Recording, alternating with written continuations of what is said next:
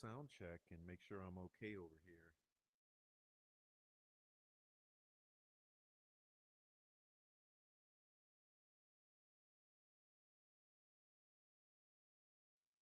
Seems pretty low.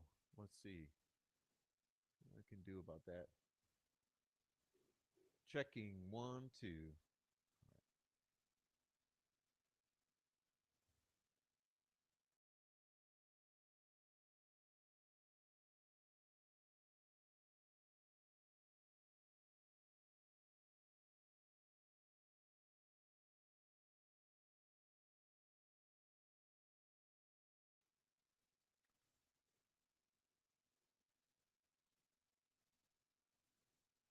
All right. Test one, two. Test one, two.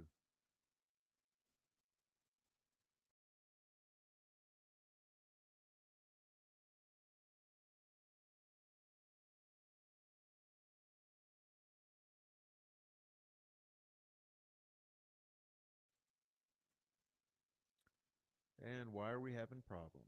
Let's see. Checking one, two.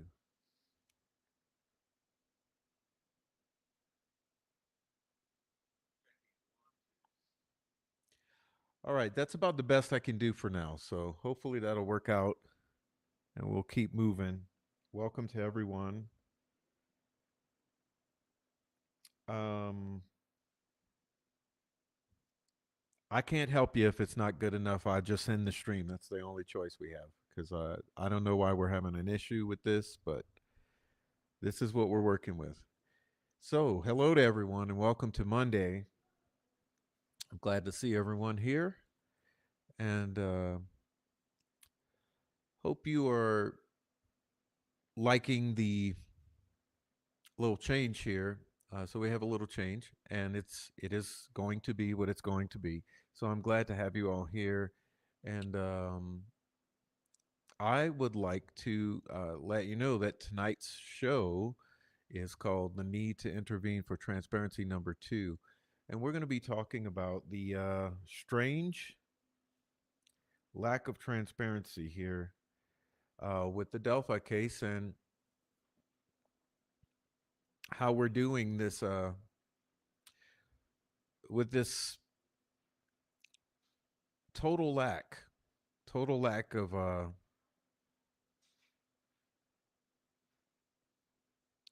any of the exhibits from trial or any transparency whatsoever. So I don't know why we're dealing with these problems with this lady, but that's what we'll cover tonight. So anyhow, hope you're in for it, and let me say hello to everyone who's in the chat.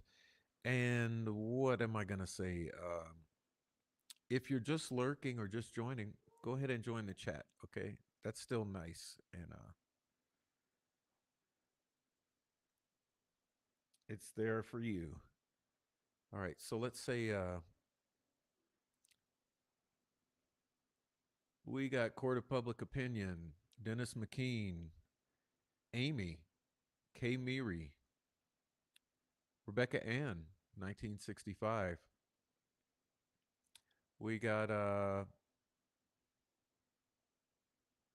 Pam Sheehan, L'Oreal, Flutterby Whisperer, L'Oreal, Deb, Who's Her Daddy, Dawn Steele, KFC, Birdie81, Sweet Dude Chibi, Jennifer Hoff, Steph Mama, Oleg Cat, Marianne Foster, Aaron M. Town, Susie Ballo, Brenda Mays, Kayla, Tracy Fleetwood, Kelly,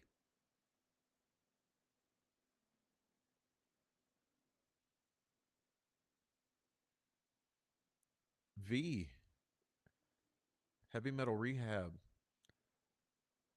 Christina,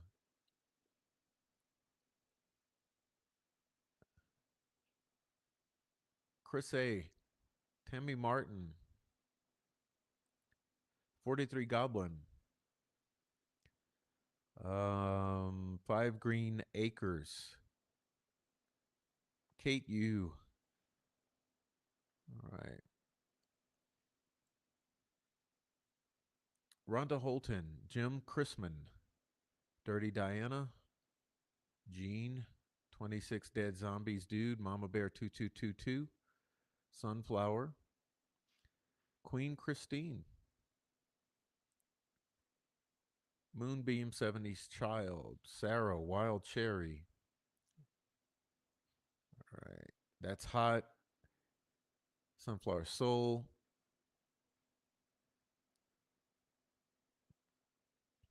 And I think I caught everyone. So welcome in everyone. For everyone else who's just lurking, go ahead and join the chat. It's cool for you. All right. We also got Kit Kat, and glad to see everyone here. So I'm trying to get used to this new layout here. It's not the easiest because I was so used to logistically how I had things before. So this is my first go with the new physical layout.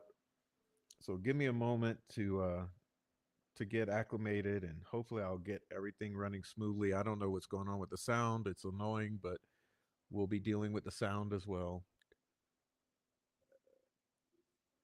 All right, what's up, Nancy Drew 101, and anyone else coming into the chat? All right, so this is what we'll be talking about today. We're doing oh a couple things we're going to be looking at because people have gone to extraordinary lengths to try to. Yeah, I mean it's like pulling teeth, extracting information from this judge, and so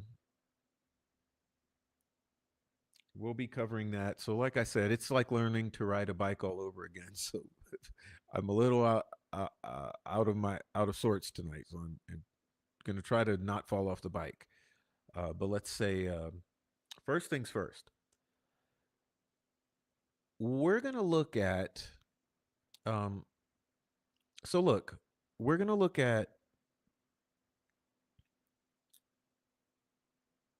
the judgment that we had last, okay, from this judge regarding releasing exhibits.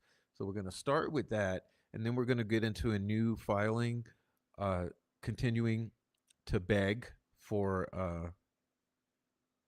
these exhibits. So we'll talk about that, but just give me a moment.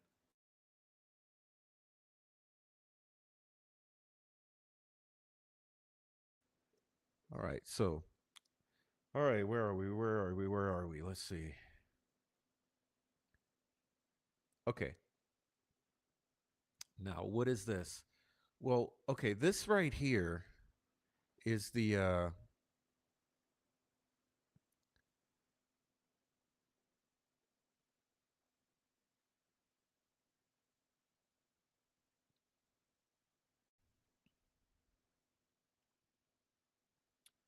when was the date of this?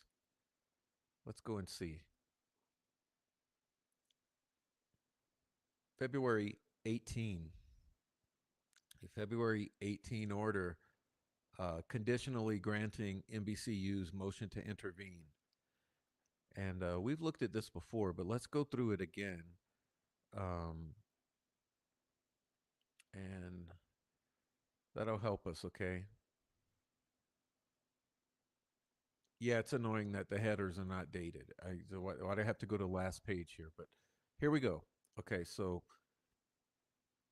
remember, this was insane. I thought this was insane when it happened. And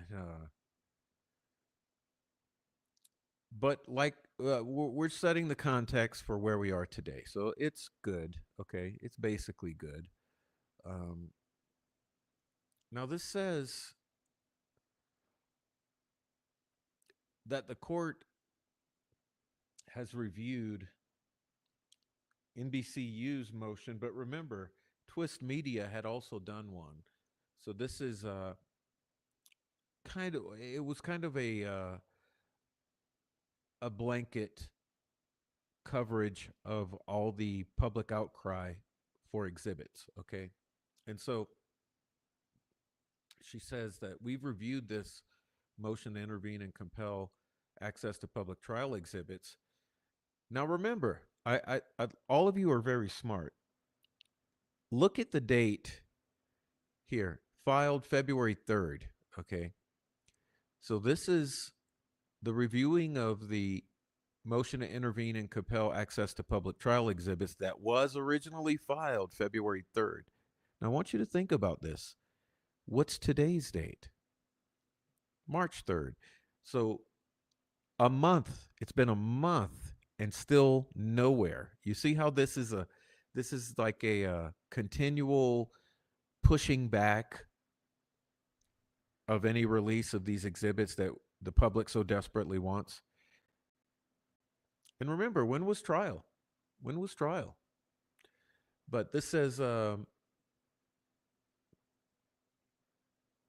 so you had NBC and Twist Media's motions to intervene and compel access to public trial exhibits from February 3rd and February 7th. And here were her gaslighting responses. Okay, so she says NBCU produces Dateline NBC and emailed January 8th a request for public records. So that's even pushing it back another month. Okay?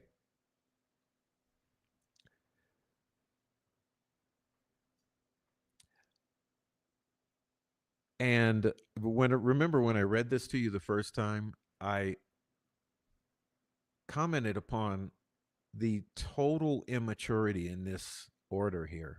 In that this is the most immature, bad attitude, gaslighting order from any court that I've seen. I mean, this the bad attitude that the way this comes across is worse than the ISP and the prosecutor came across at the post sentencing press conference. Okay. So she says, this court and the court reporter have received thousands of emails regarding this case.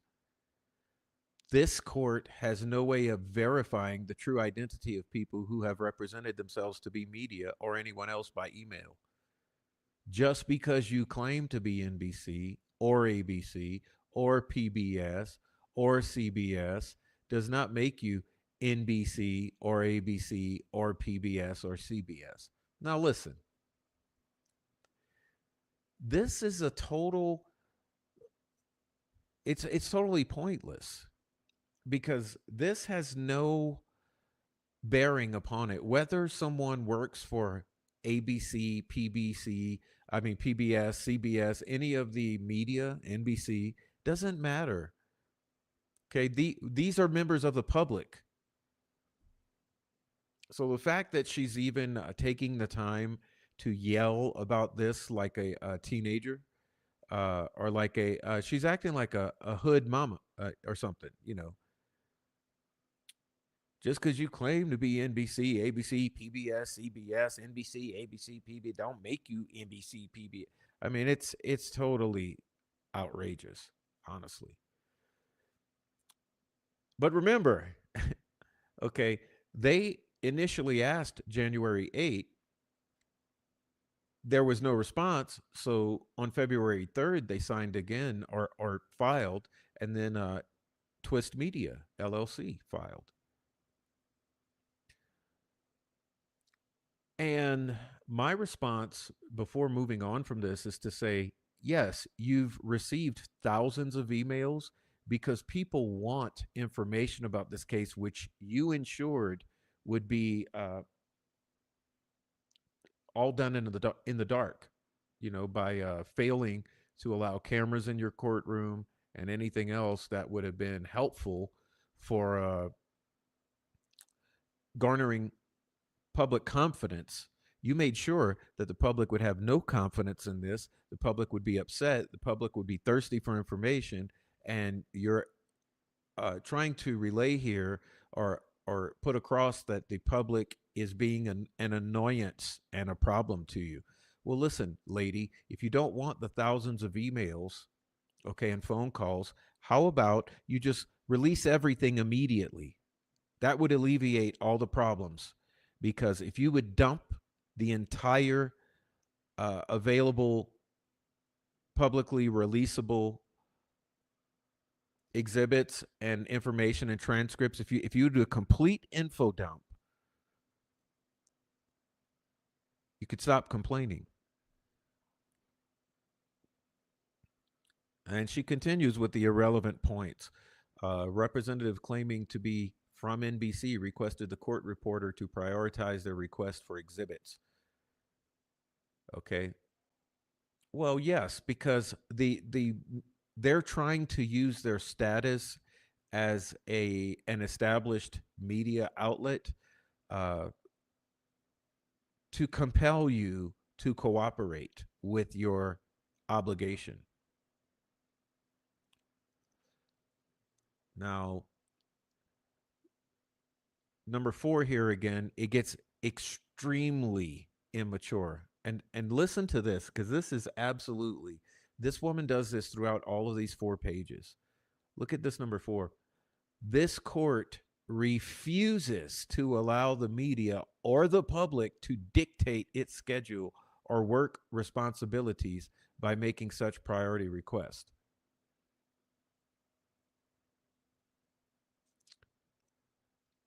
This is just as bad of an attitude as she demonstrated when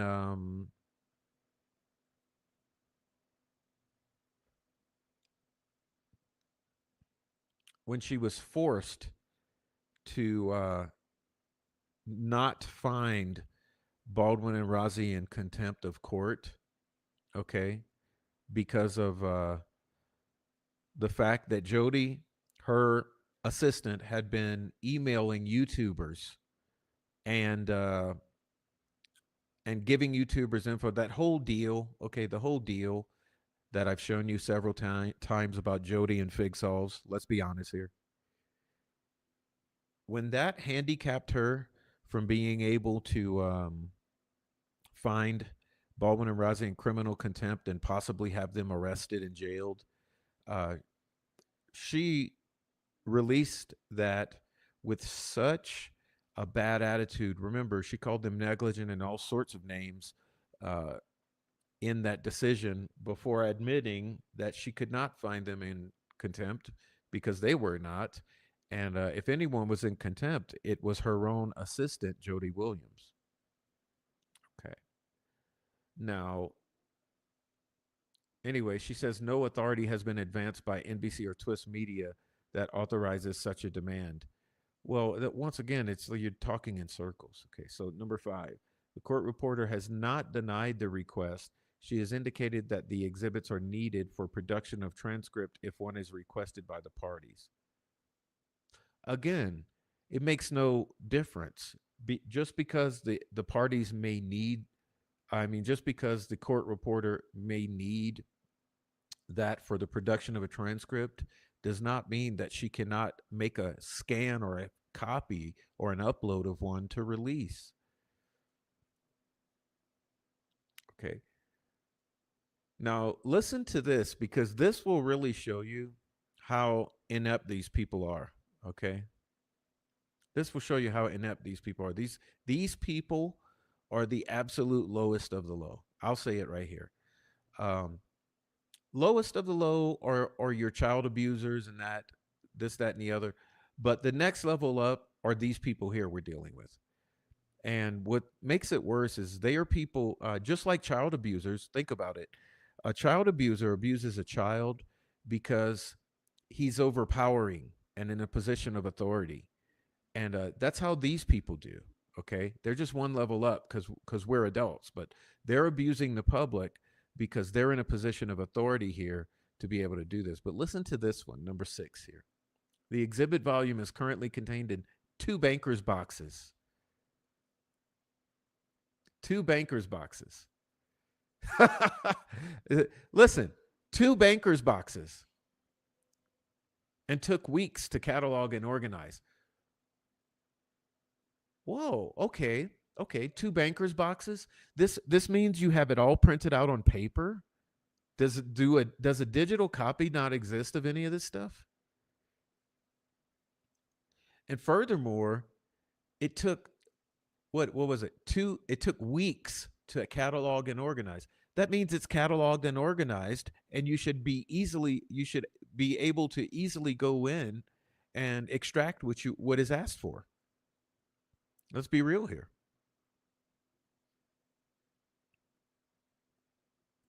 The court reporter estimates it could exceed 15 volumes once completed and will take weeks to prepare the confidential and the non confidential exhibit volumes. Okay, so what she's doing there is totally pointless, also. She's making excuses for the future to say, this, even if we decide to give this shit to you, it's going to take weeks before we can even start because first we have to differentiate between what's confidential and what's non-confidential. Well, that's pretty much a lie too, because we know that the only thing that's been asked to be sealed from the public are the crime scene photos and the autopsy photos. Am I correct on that? Am I right or am I wrong? Okay, crime scene photos and autopsy photos. So how about you just don't release those? It's how is it going to take you weeks to uh, to determine what is a crime scene photo or what is a autopsy photo. Let's be real here. Like this is all excuse making. To require the court reporter to go into boxes. All right, here before I move on, this one number 7. This is absolutely embarrassing. This woman is embarrassing. To require the court reporter to go into these boxes, pull out what the media public is requesting, evaluate it to ensure it is not confidential, will interrupt the process and guarantees the court reporter will be forced to ask the Indiana Court of Appeals. So, no, bullshit, bullshit. You see, that's more excuse making. Let's be real here. How about you get all the exhibits out, okay? You separate the crime scene photos and the autopsy photos that are sealed and put those to the side, and then you just do a mass dump of all of the public exhibits. Because guess what, lady? The public wants it all. I know you're trying to make it as difficult as humanly possible, but basically, the public's going to want every single piece of it. But she gives this excuse that the court reporter will be forced to ask the Indiana Court of Appeals for an extension of time or multiple extensions of time to file the transcript. Well, maybe if that court reporter would stop talking to YouTubers like Fig Solves and Frank Meister and all the fucking troll farm, maybe if the court reporter would start acting like an adult and stop colluding with the troll farm creators and all of the troublemakers in Delphi, maybe the court reporter could actually fucking do her job.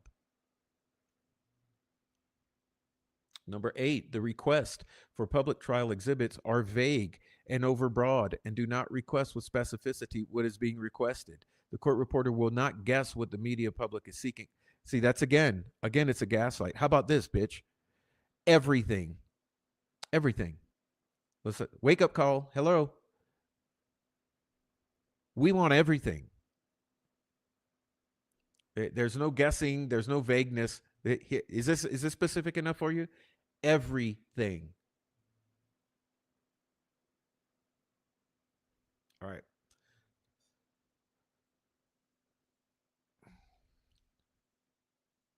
And just to demonstrate the level of ignorance that this bitch in a robe possesses, check this out. The media public is requesting, quote, any and all recorded police interviews with Richard Allen, video and audio. This is overbroad and vague and not specific. Which interview is being requested? Fucking any and all. You see, this is the thing with this woman.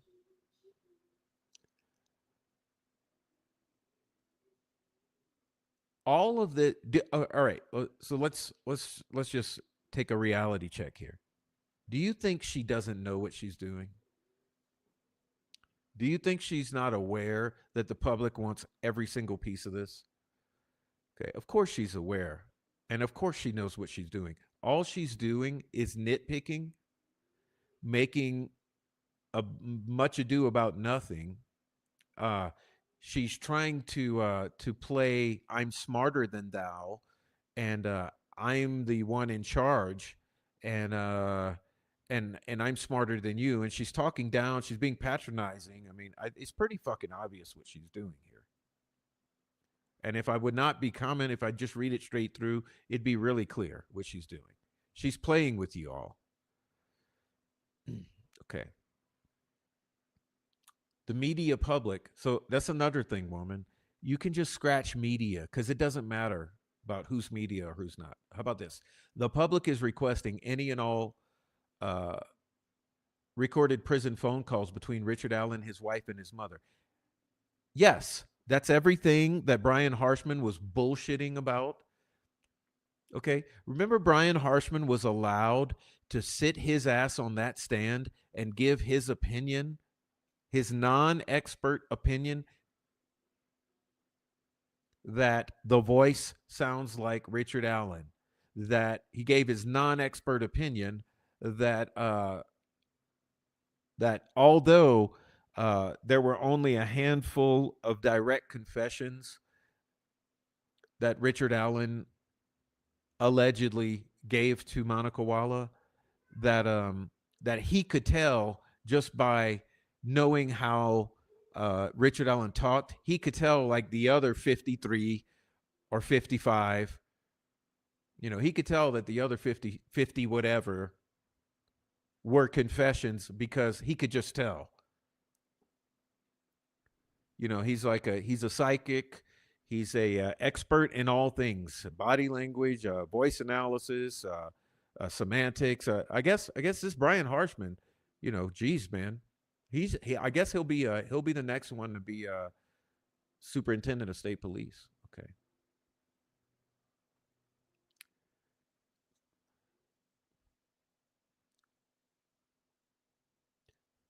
but she gets bitchy. Okay, she gets bitchy. The court is not in possession of any and all recorded prison phone calls. Which calls are being requested? The ones that you fucking have. All right. 11. The media public is requesting the 43-second cell phone video clip recorded by Liberty German. This is not specific. Really. This is the linchpin of the entire Delphi murders case. You can't figure it out. You can't figure it out. You can't figure out that the people want that original cell video that you say is from Liberty German.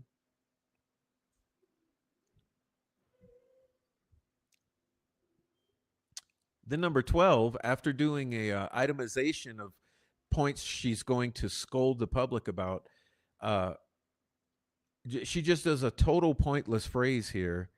Uh, Number 12, which exhibits are the media public requesting? All the fucking exhibits, woman. All right. Now, then she goes into uh, another form of narcissistic abuse, which is watch this. I'll read it first. The court notes that the press pool for jury selection in the trial itself was well managed by Cindy Aber, WTHR Indianapolis. She coordinated with the Hoosier Press Association and the Indiana Broadcasters Association to ensure media coverage of the case. 12 press passes for media were provided to Cindy, and she created a pool lottery to ensure ample coverage for all media outlets. The court thanks Miss Aber for all her work. Hmm.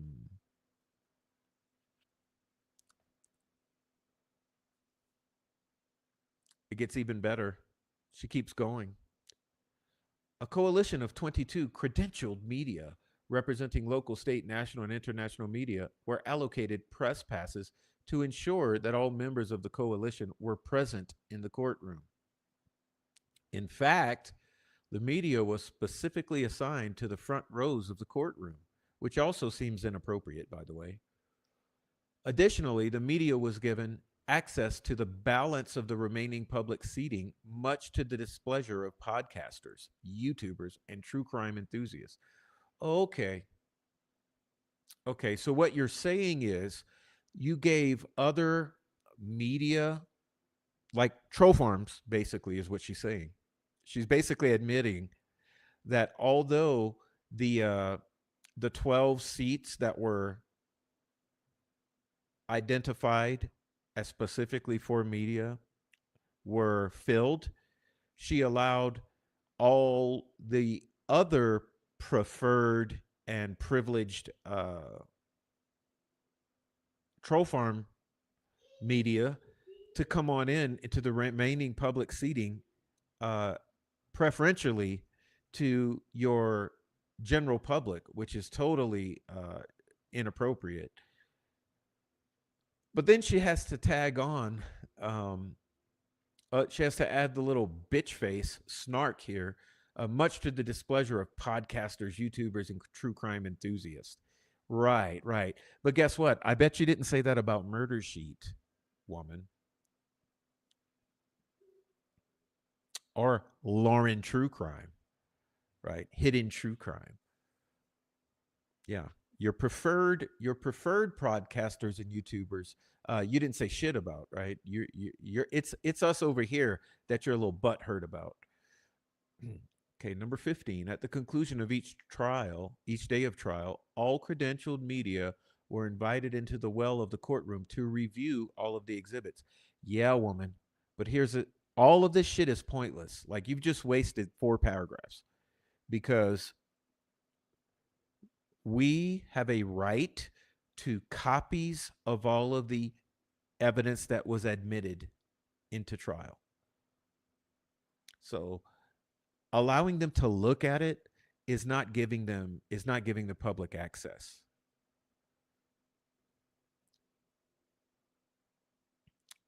The media outlets that attended the trial, here we go, another pointless paragraph, okay? Another pointless paragraph. The media outlets that attended the trial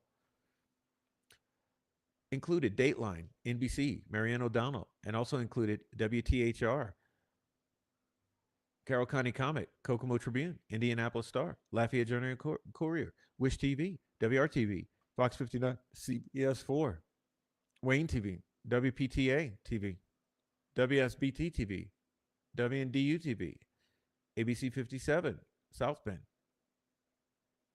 WLFI TV, Daily Mail, CBS Network, ABC, Good Morning America, and News Nation.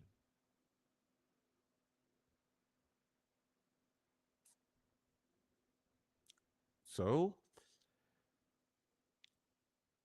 the court is grateful that members of the media were in attendance and had access to all exhibits.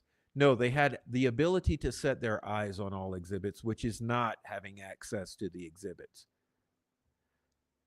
The court notes particularly that Dateline NBC, Marianne O'Donnell, was present and had access and presumably was present when audio exhibits were played for the jury. What? So why you hear this? Or maybe I should point at it. Why is this woman seems like she's endorsing Dateline NBC and Marianne O'Donnell?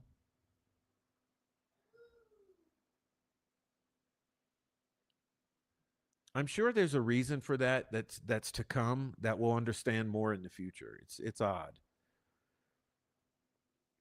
This court is one of the busiest trial courts in the state of Indiana with over 25 murder cases set for jury trial, as well as hundreds of other major felony cases pending jury trial. So, that doesn't mean you're not obligated to give all the exhibits to the public. The court observes that the motion filed by Twist Media LLC is virtually identical to the pleading filed by NBCU on February 3rd. Why did she have to put the time 4:31 p.m.? That's odd to me.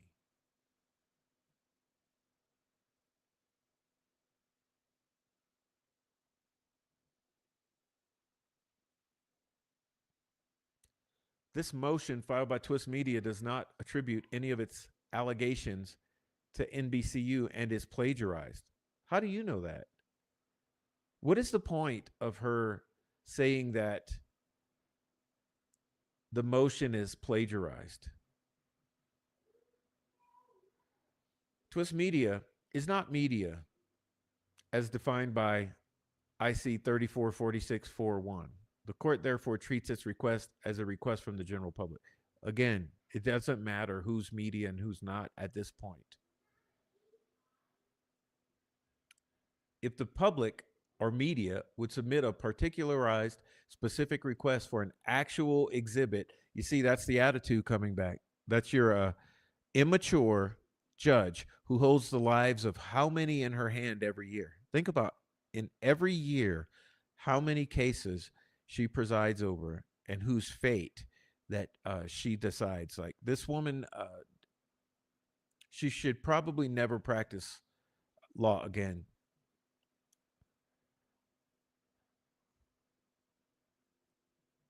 But she says to submit a particularized, specific request for an actual exhibit introduced in the jury trial in this matter. The court will make that exhibit available. And here we go again. Here we go again, right? At a date to be determined, not immediately, not within 5 business days, but at a date to be determined at some point.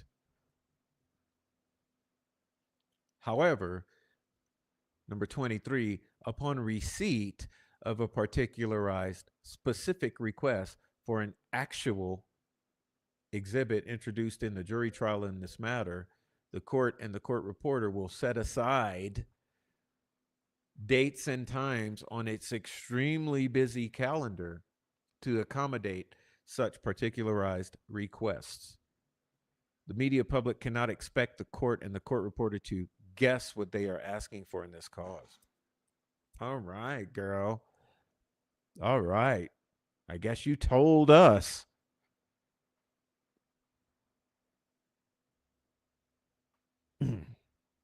You see, when I called this woman a cunt some time ago, I wasn't messing around. Hasn't she just proven it to you again? There's absolutely no need for this kind of language, for this kind of attitude, and for this kind of obstruction.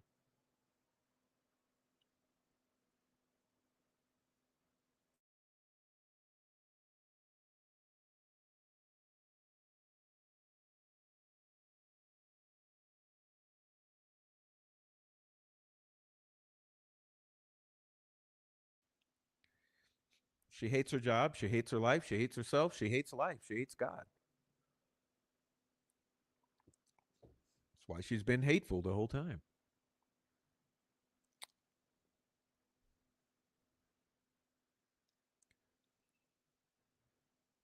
All right, and here's what here we are getting to the heart of the matter.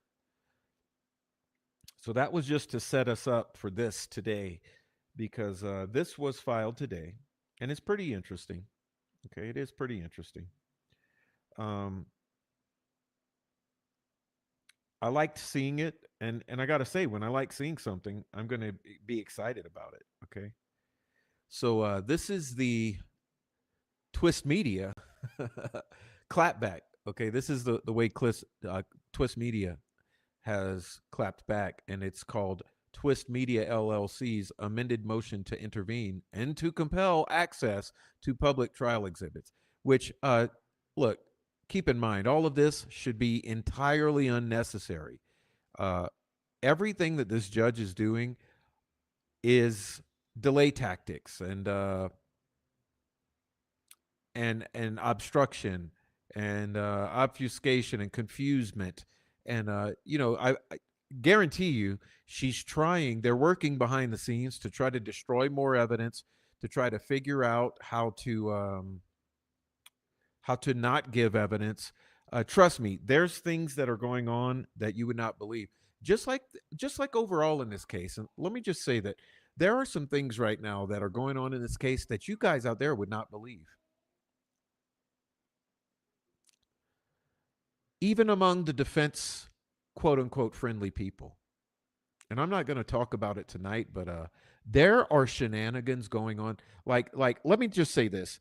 I promise you, there is controlled opposition in this case, so that there are people who pretend to advocate for Richard Allen who are working for these people. This is a cover up of the proportions, the like of which you've never seen in your life. Okay? This is probably a cult murder that is connected to 15 or 20 others. And they also control all the puppet strings of government. So you are seeing the entire system at work right now. You see? You're seeing the entire system functioning as it's meant to.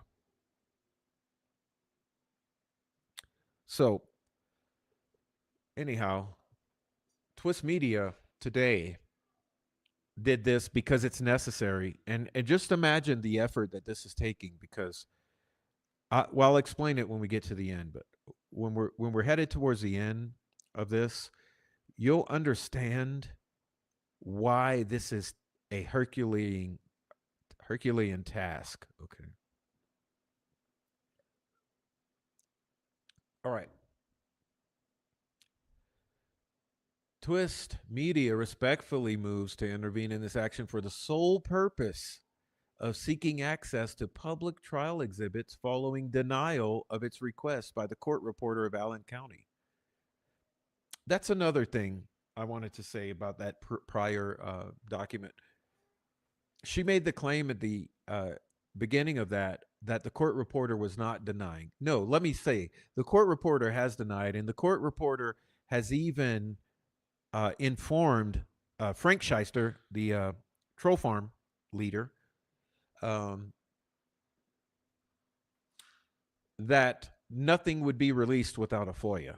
Okay, and we got receipts on that too, and I got the dates, receipts, all of it. So there's a whole bunch of double talk here. You know what I mean? It's their games being played. Okay, so factual background, and this is where Twist Media is clapping back because it didn't like the disrespect from the one we just heard. Okay, so this says Twist Media is a highly reputed production company and produces programming focusing on news, investigations, and true crime stories. And now we get the reveal because everyone was wondering who is this Twist Media? Number two. Twist is a media company commissioned by ABC News. Okay, so what this means is Twist Media LLC is a production company that is a contractor working by commission for ABC News producing content. So because ABC News holds credentials in that Indiana Media Coalition, so to speak, um, and Twist Media is producing for ABC, this brings Twist Media under that umbrella because they are producing product uh, on behalf of that news company.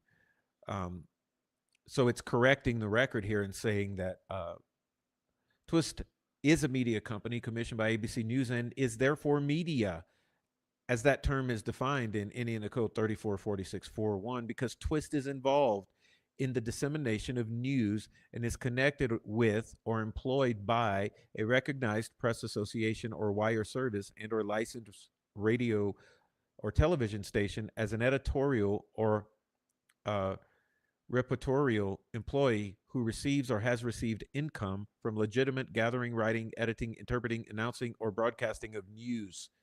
Okay. And it cites precedent there. Okay. So,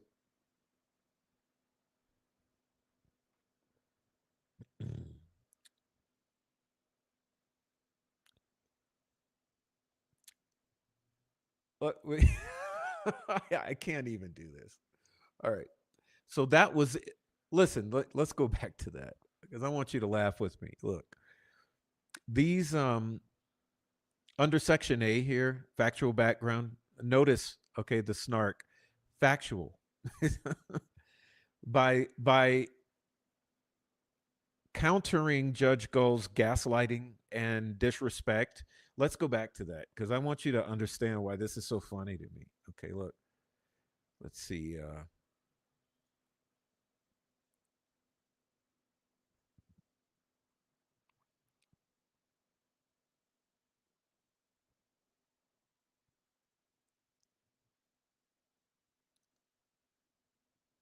Yeah, you see, number 21, twist media is not media.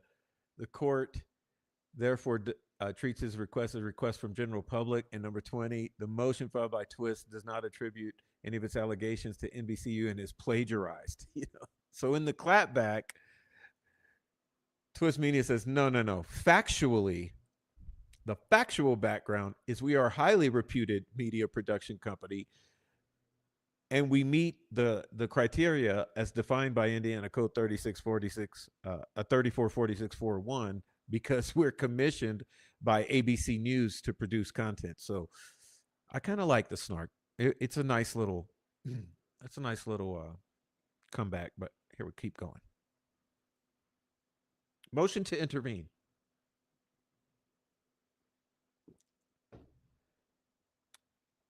And here's where the business starts, okay? Twist Media filed its motion to intervene and compel access to public trial exhibits on February 7th, 2025, which is nearly a month ago. Twist Media LLC's motion to intervene and compel access to public trial exhibits specifically acknowledged that a separate media company had filed a similar motion to intervene and compel access to public trial exhibits pursuant to the Indiana Public Records Act, APRA, seeking copies of the public exhibits admitted during the trial in this case. Twist Media LLC's motion to intervene and compel access to public trial exhibits sought relief similar to the relief requested by NBCU and under the same legal theory as NBCU, and sought access to similar but not identical public exhibits. Okay, and so if you'll go back to the show, um, this has been a while ago. I believe it's been about, I don't know, 3 weeks ago.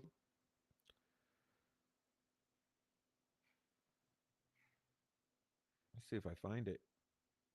It's called The Need to Intervene for Transparency. So if you're interested in those two filings, we cover those in that one from 2 or 3 weeks ago called The Need to Intervene for Transparency. And this is why this one is part two, because this is a continuation of that, following up on it. But it says on February 18th, 2025, this honorable court issued its order or judgment of the court finding that NBCU and Twist Media LLC's requests for public trial exhibits were vague and overbroad and do not request with specificity what is being requested. And that's what we just read. Okay, that's what we just read. All right. This honorable court conditionally granted NBCU's motion to intervene and to compel access to public trial exhibits and conditionally granted the general public's motion to intervene and required, and you'll remember this from what we just read, the submission of specific, particularized request for the court to consider and accommodate appropriately. Accordingly, Twist Media LLC requests leave to intervene in this action for limited purpose of seeking access to public trial exhibits listed below. Twist Media LLC was not present in the courtroom when the exhibits were marked. Neither was the prof, and neither was anyone that was thinking about it. Okay, here, let me just go ahead and let me read it, then I'll say what I have to say. Okay. We were not present in the court when the exhibits were marked, identified, and offered into evidence. This list provides as much specificity as can be ascertained by Twist Media LLC at this time, including the date of trial, the date offered, the exhibit number where known, the witness offering testimony where known, who created the exhibit where known, and a specific reference to the substance of the exhibit. Okay, and here's where we have a problem. None of us, listen, if this woman had allowed the cameras to broadcast this trial, we could all go back and go through those recordings and give all the specific exhibit numbers, which seems to be what she's implying what she wants. Okay, she's making it like in other words, she's making it as difficult as humanly possible, as difficult as imaginable. How many people do you think actually sat there with the specific intent to write down every exhibit number as it was being introduced and the description of it, because they could foresee that in the future she would be throwing up all of these obstacles and demanding that in order to hand over what is rightfully public property? You see where I'm going with this? See, no one had the foresight to sit there in that courtroom and make it a task to only notate every single exhibit as it was introduced and what it was, so that they could then give this judge what she is wanting to be able to release it. Okay, so now we're all fucked because it's been a mad scramble. And that's what I'm getting to next is it's just been a mad scramble. And thanks to the internet and some of us who are cooperating, we've been able to, by going through Burkhart's recordings and some others and going through people's handwritten notes, we've been slowly piecing together a list of each and every exhibit introduced at trial, because there's so many and it's a nearly impossible task. Okay. But all this is obstacles that she's throwing up to avoid. So remember, she's delaying. So we're into the third month now of delays. We're going into the fourth month of delays. And trust me, once she gets the list, it's going to be another month or two. Okay? So while they delay these 4 to 6 months to give up some of these exhibits, they're simultaneously engaging upon a broad spectrum PR campaign. Okay, using all of the prosecutor, the sheriff, the fucking former sheriff, the some of the investigators. Then they got the family coming out. They're parading everyone who railroaded Richard Allen out here on a full force PR campaign during this delay in handing over the evidence, because they're buying time. They're spreading this out so that they get the time right now to lay their narrative out in the public and get it really embedded and use NBC and Dateline and all of these major media outlets and all of these print outlets. They're trying to get all of their shit put out by official established mainstream media while they make all their statements. They're dragging the family out to gaslight and I'll do all this shit. Okay, to lay out their narrative completely and entirely and get embedded in the public's minds before they release the trial exhibits, which will enable us to critique them or to honestly criticize the validity and the nature and the substance of these exhibits. So do you see the game that's being played right here? That's why this judge is putting up all these obstacles.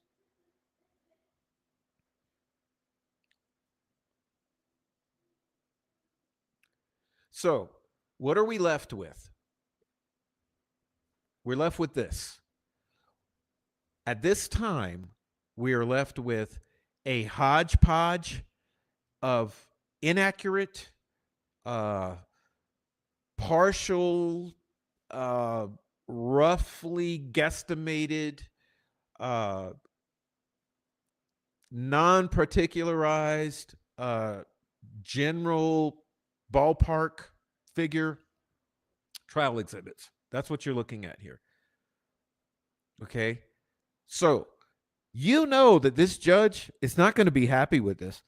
This ain't going to be good enough. She's going to go through this and she's going to say, "Oh no, well no, no, no, no, no, no, no, no, no, no, no. Okay, you got that exhibit number and the date and the name and da da da. Okay, I'll give you that one. Da da da da. No, no, no, no, no, no, no, no, no, no. Okay, I'll give you that one." So we're going to end up with 5 exhibits out of hundreds, and it's still going to take months. You see the games that are being played? And listen, do you hear the troll farm? Let's ask you that. Do you hear the troll farm demanding the exhibits like we are? Do you see them hungry for this information? Oh, no, no, no. Just like with Captain Howdy, he could go blow his wife's head off and his own, leaving behind a 1 year old child. Okay? They're not going to address that evil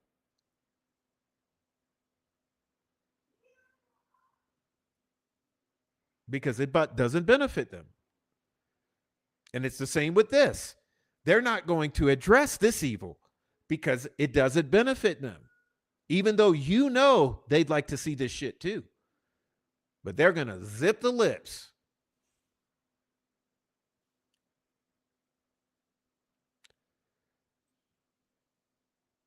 So I figured what we should do is we should go through this item by item and just do a little look see, okay, at what we're waiting for with bated breath. So just a moment.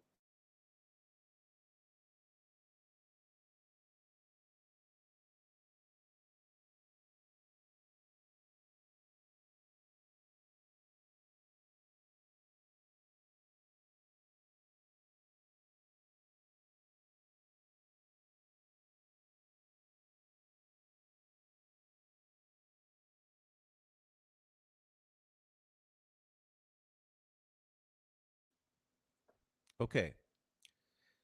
So let me ask you this before we even get started, because this is going to be so obvious. What do you think would be easier? Honestly, what do you think would be easier?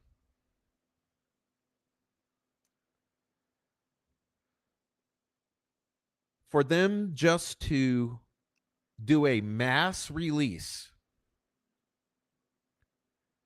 of every single exhibit that is not sealed? Or do you think this would be easier? Going piece by piece, begging for each individually and wait and then drip drip drip each individually as people figure out. You see? I mean, logic, come on. How about you just dump everything all at once and let the world have it and people will stop bothering you? All right. So here we go. This is the tentative list that was compiled by several individuals behind the scenes working tirelessly.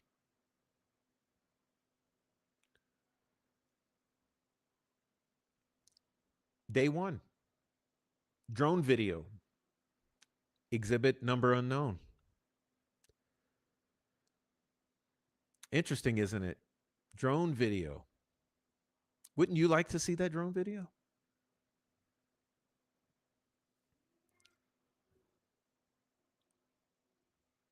All right.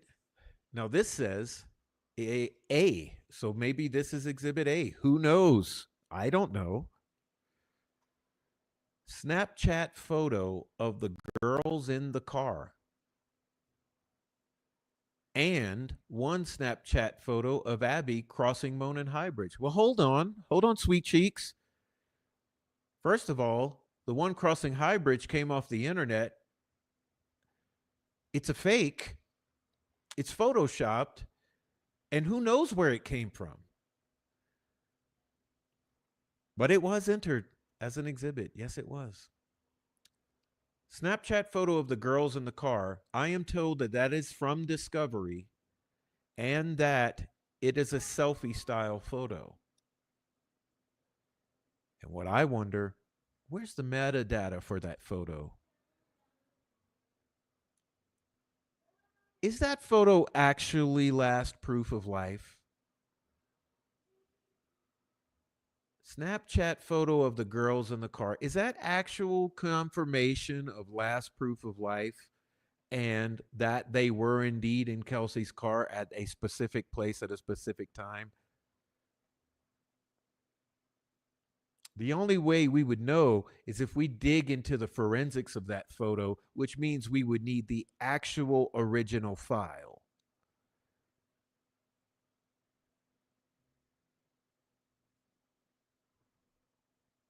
Seems like that would be important, but people are sleeping on how important that number one is there. A one Snapchat photo of girls in the car. Yeah, that would be last proof of life. It would also confirm that Kelsey indeed dropped them off and that they were alive and well in her car. That's a pretty fucking important exhibit right there, if you ask me. It's kind of appropriate that it's almost number one.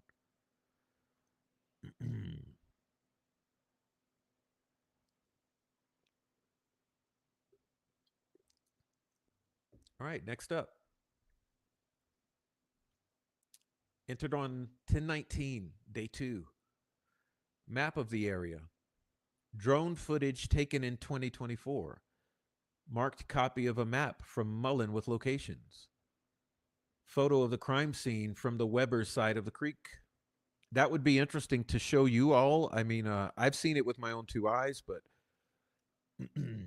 it would be nice to be able to show you that you can see the crime scene easily from Weber's side of the creek. And in a matter of fact, if you're on Weber's backyard or back deck, you can see those dead girls plain as day.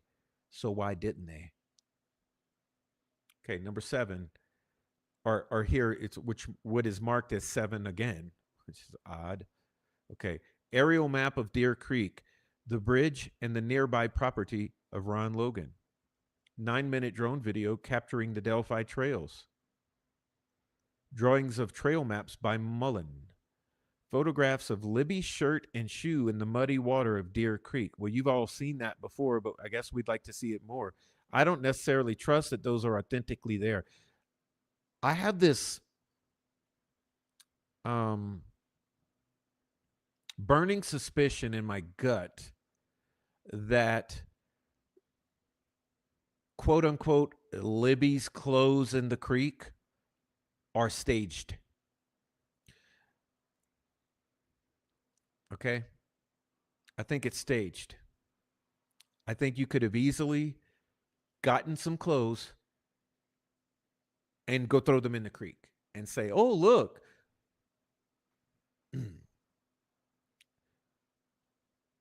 We all know that there are photos that have been floating out there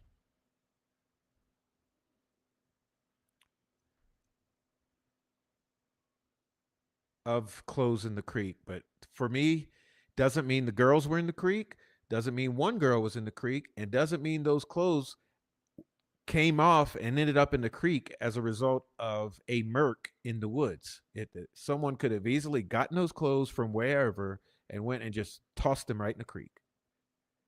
Anyway, day 3 entered on 10/21/2024. And remember, this is I hate to laugh because I have to laugh because it's so sad. This is your particularized list. Now remember, this ain't going to float with the judge. Let's be real here. Let's be real here. This judge wants you to say things like Exhibit ZZ, such and such and such and such and such, exactly as it's referenced in the transcript. Listen, this is a clusterfuck because this right here, this is throwing at the wall and see what sticks. All right. Well, let's continue. Day 3. Approximately 5 photos of the ground covered in dry leaves, twigs, etc., with a disturbance as though someone grabbed a rake and cleared all the leaves out of that spot.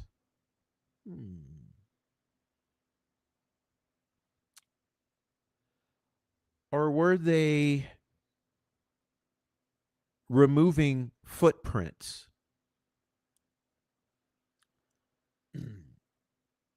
All right. Photographs of the line of sight of the girl No, I'm sorry. Photographs of the line of sight of the shirt and shoe from Giancola's perspective. Again, it's pointless. Area photographs showing the victims in the woods. Okay, and let me be clear with you with that. From what I understand,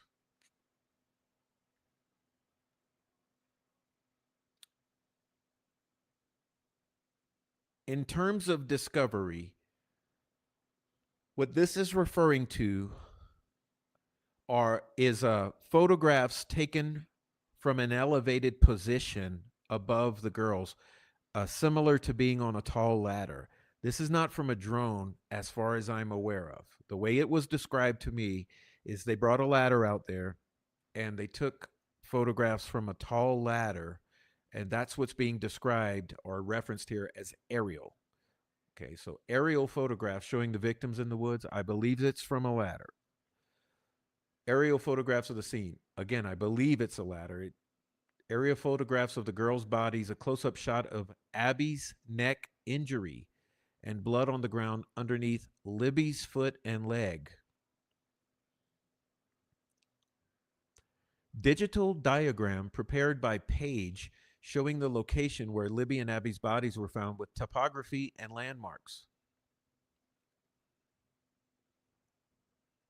Photos Page took showing crime scene tape, trees with girls' bodies barely visible in the distance.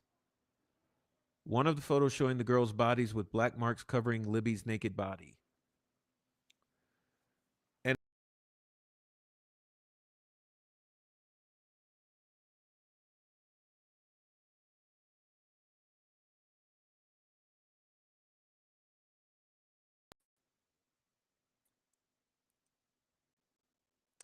all right, we appeared to crash. That was odd. Let me get my document back up.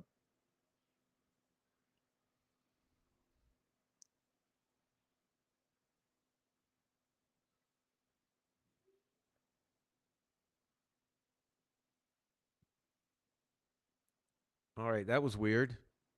Just a moment.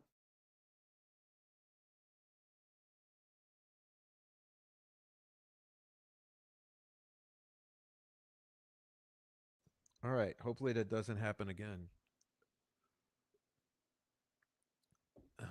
Now back to where was I? I was saying that as far as I remember, or as far as I'm aware, there is a photo that has been out there, and I think that's what's being referred to here of the girls from a distance. All right, so keep going. Let's see.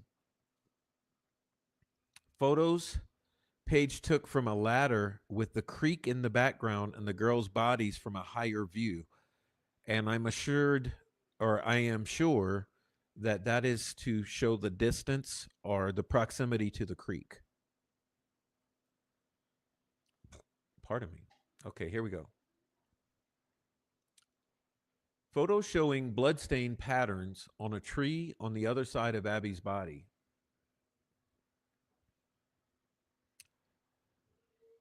Essay kit with subitem serological exam for each girl.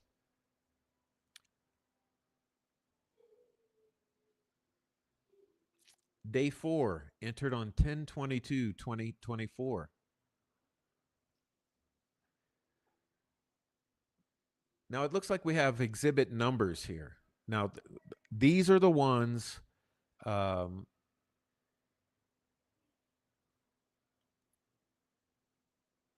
because of the way that whoever was there on day 4 took notice of this. We actually have exhibit numbers here, so let's keep going. All right. Lab number 65 is exhibit 137. Report regarding bag containing a black and white Nike size 10 collected from Deer Creek. Exhibit 138, lab number 66. Bag containing pair of Hollister jeans, waist 26, length 33, collected from Deer Creek.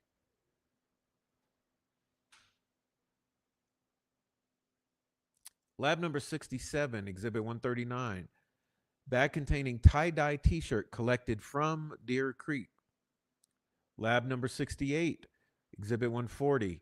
Bag with gray, no boundaries hoodie, size medium, collected from Deer Creek. Exhibit 141, Lab 69. Pair of underwear collected from Deer Creek.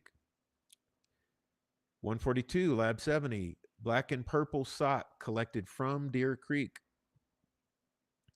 143, Lab 71. Pink sock collected from Deer Creek. 144, Lab 72. Green headscarf collected from Deer Creek. Now, here's what concerns me with that one. Is that a Vinlander scarf? Is that possibly what was tied around Abby's face to cause her to have marks on her face as if she was bound or gagged?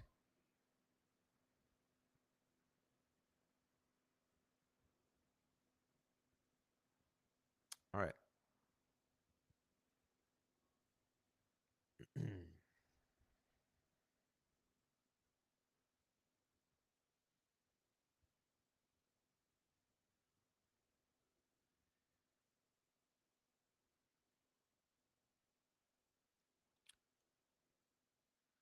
145, Lab 78.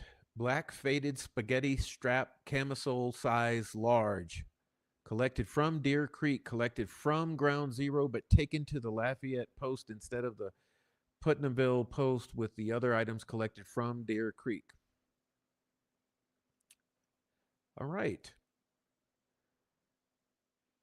146 and 147 are Converse shoe. Okay, left and right.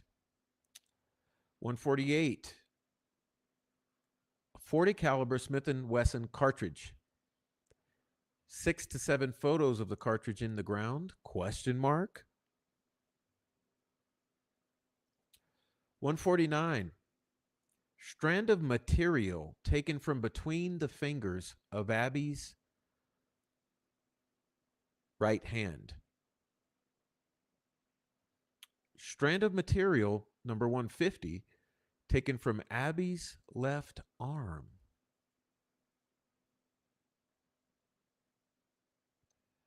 151, swab from inside Libby's left wrist. 152, swab from inside Libby's right wrist. 153, from above Libby's belly button. 154, swab of thigh above knee of Libby. 155, strand of fibrous material from the pinky finger of Libby's left hand. Question for you out there before we go further. Were you aware of all of these fibers?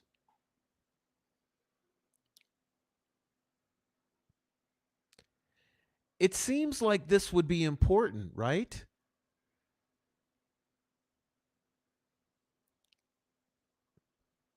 Causes one to wonder how much work was actually done on these fibers and hairs found on these girls' bodies. We know the DNA was disregarded.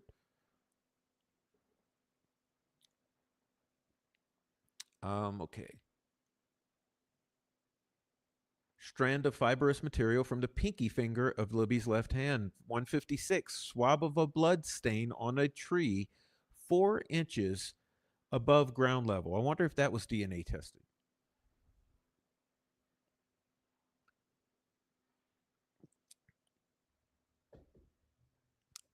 157, lab number 39, report of black Nike tennis shoe under Abby's body. 158, lab number 40, question mark. See all the question marks now? Now it's getting a little nebulous here.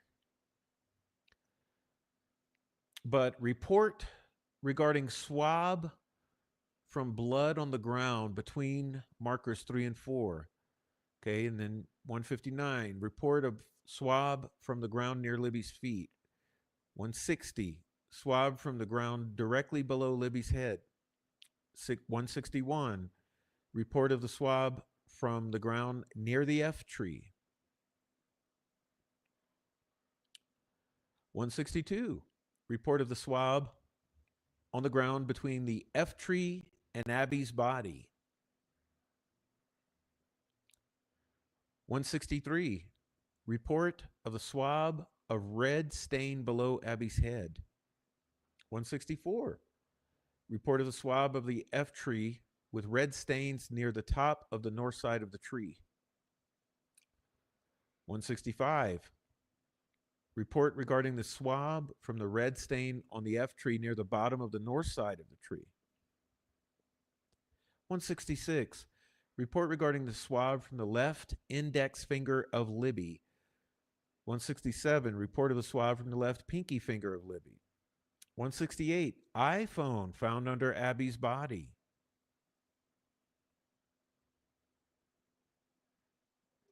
Speaking of that iPhone,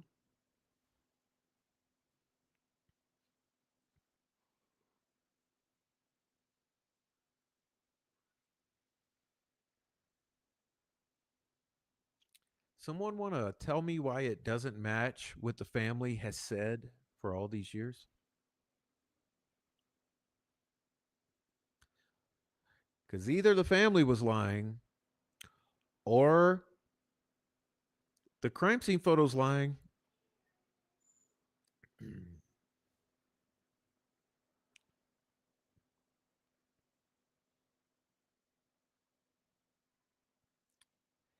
This one will be interesting too.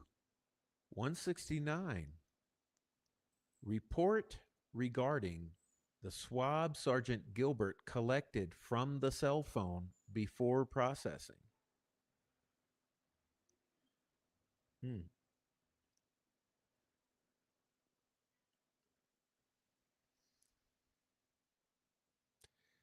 Now, we got some swabs on Libby's body. I'll skip them, but they're 170, 171, 172, 173. Then there's some assault kits for Abby and Libby.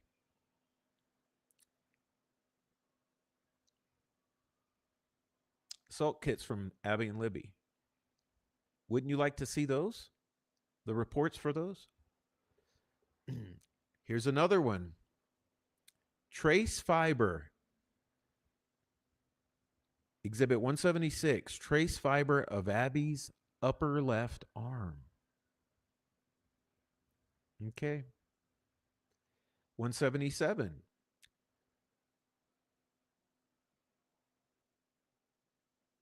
Black hooded Delphi swim sweatshirt, size 2XL with red stains.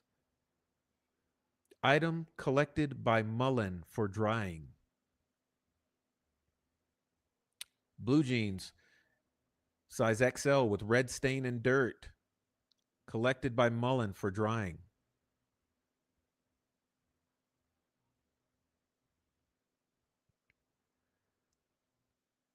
$179, Lab 31, report regarding a pink sleeveless shirt, unknown size with stains from item collected by Mullen for drying. See, all of those were on Abby, obviously. 180, Lab number 32, report regarding gray cotton bra with stains, item collected by Mullen for drying. And then there's a black bra, number 181, Lab 33, black bra with stains, item collected by Mullen for drying. Number 181, Abby autopsy photo showing pink sleeveless shirt with red stained areas.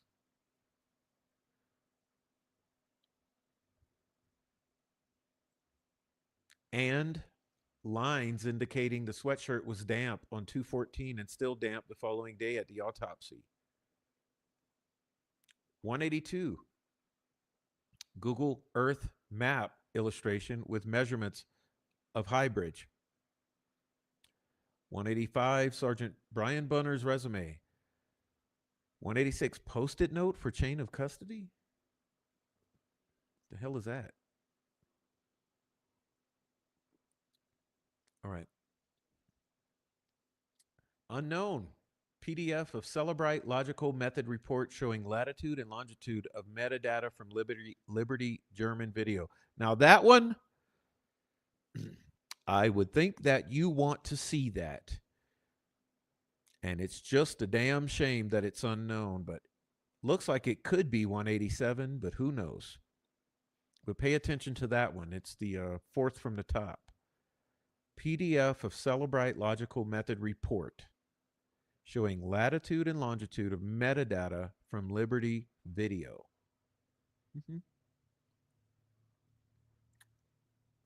Property record receipt number 188, 189, photo of front of LG phone, photo of back of LG phone, LG phone with case on, LG phone with case off. Well, let's say before we go past the phone. So, my question here, because I looked really closely, and this is for you pros out there. Um, does that phone in those photos look like it's in a Gryffindor case? I don't think so. I don't think so at all.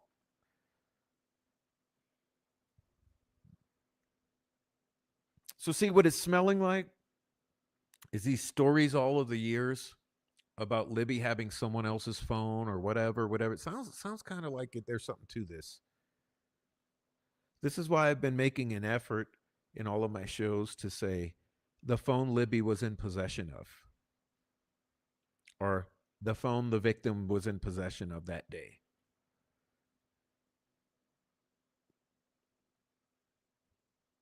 So I would think we're going to want to know more about that phone and the case that it was in. All I know is the photos we've seen don't appear to be that phone. So, okay, photo of Libby SIM card, photo of Libby phone screen locked, photo of Libby phone settings showing Liberty's iPhone landscape mode, photo of Liberty iCloud settings showing liberty.german at icloud.com, which they're trying to do away with now. Mm. Photo of Liberty Apple ID settings, photo of Liberty iMessage settings, photo of Liberty setting for Find My iPhone showing it was on. Oh, you want to talk about another thing the family said that turns out not to be true. Libby didn't have the Find My iPhone activated. Oh, really? I guess she did then. Photo of Liberty's iCloud settings. Yeah, we got that. Raw video. Now, see that exhibit number 200? If it is indeed number 200, because you know that we are humans prone to error. We don't know if these numbers are correct. But allegedly, exhibit 200 would be the raw video from Liberty German's phone of the bridge. Well, if it's the raw video, how is it only 30 of the 43 seconds? That's kind of odd. That's it. Then it's not the raw video. Because listen, for all of you brilliant millennials out there, the raw video would be the raw video. If it's 43 seconds, it's 43 seconds. It's not edited down to 30. But in my opinion, some of the things we should be looking for, and let's take a pause here and just hit towards that. Some of the things we should be looking for are the actual original files completely unaltered.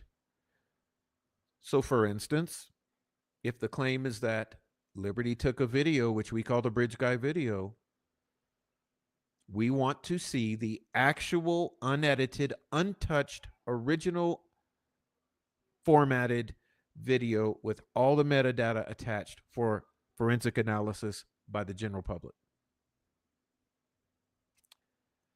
We want the same with all the photos. So whatever this photo is of the empty bridge and whatever fucking else you might have destroyed or deleted, the photo of Abby, the photo of the fucking selfie in the car, anything to do with those victims' phones, or that victim's phone and the footage it took. We want to see the originals with all the metadata attached that's available for civilian forensic analysis by all of the specialists out here who do not work for the Indiana State Police.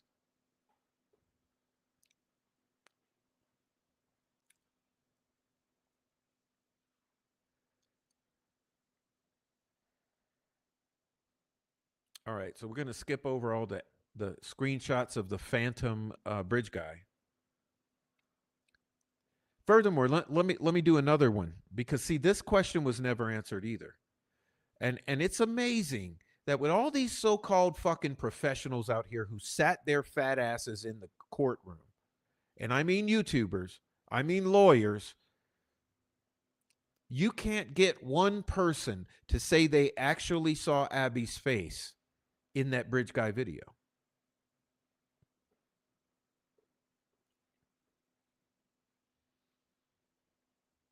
Have you understood that yet?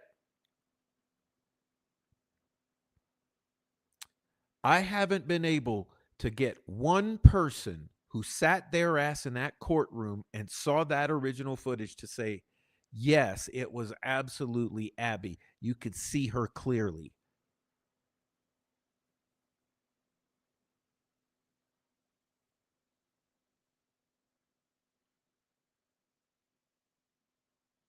So, what does that say to you?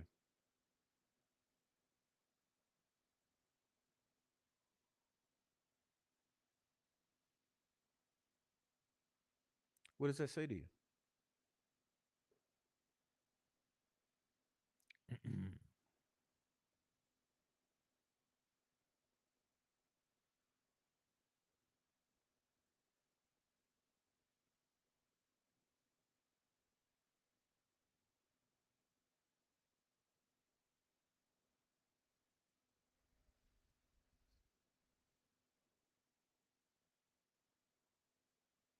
All right, let's continue.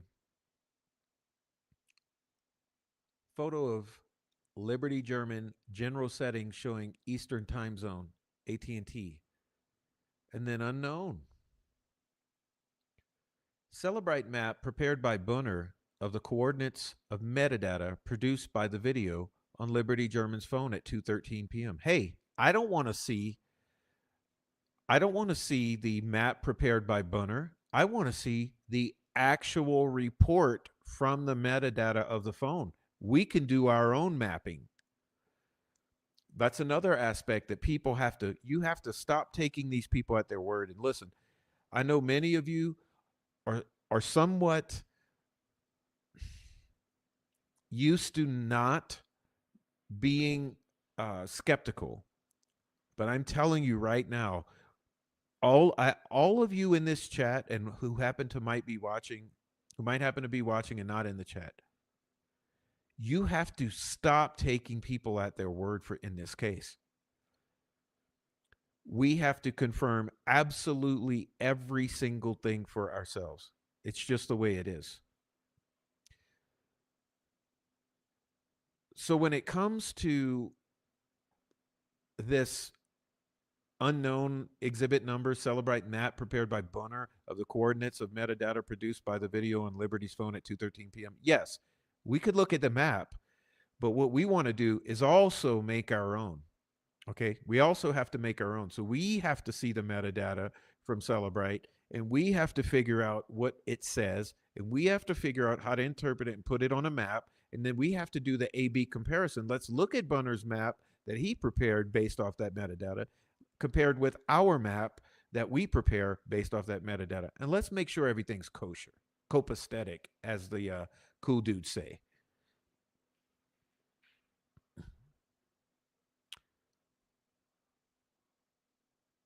All right. Another thing we want to do is be thorough with this exhibit number 207, 43-second audio clip enhanced by Chapman. Yeah, Jeremy Chapman.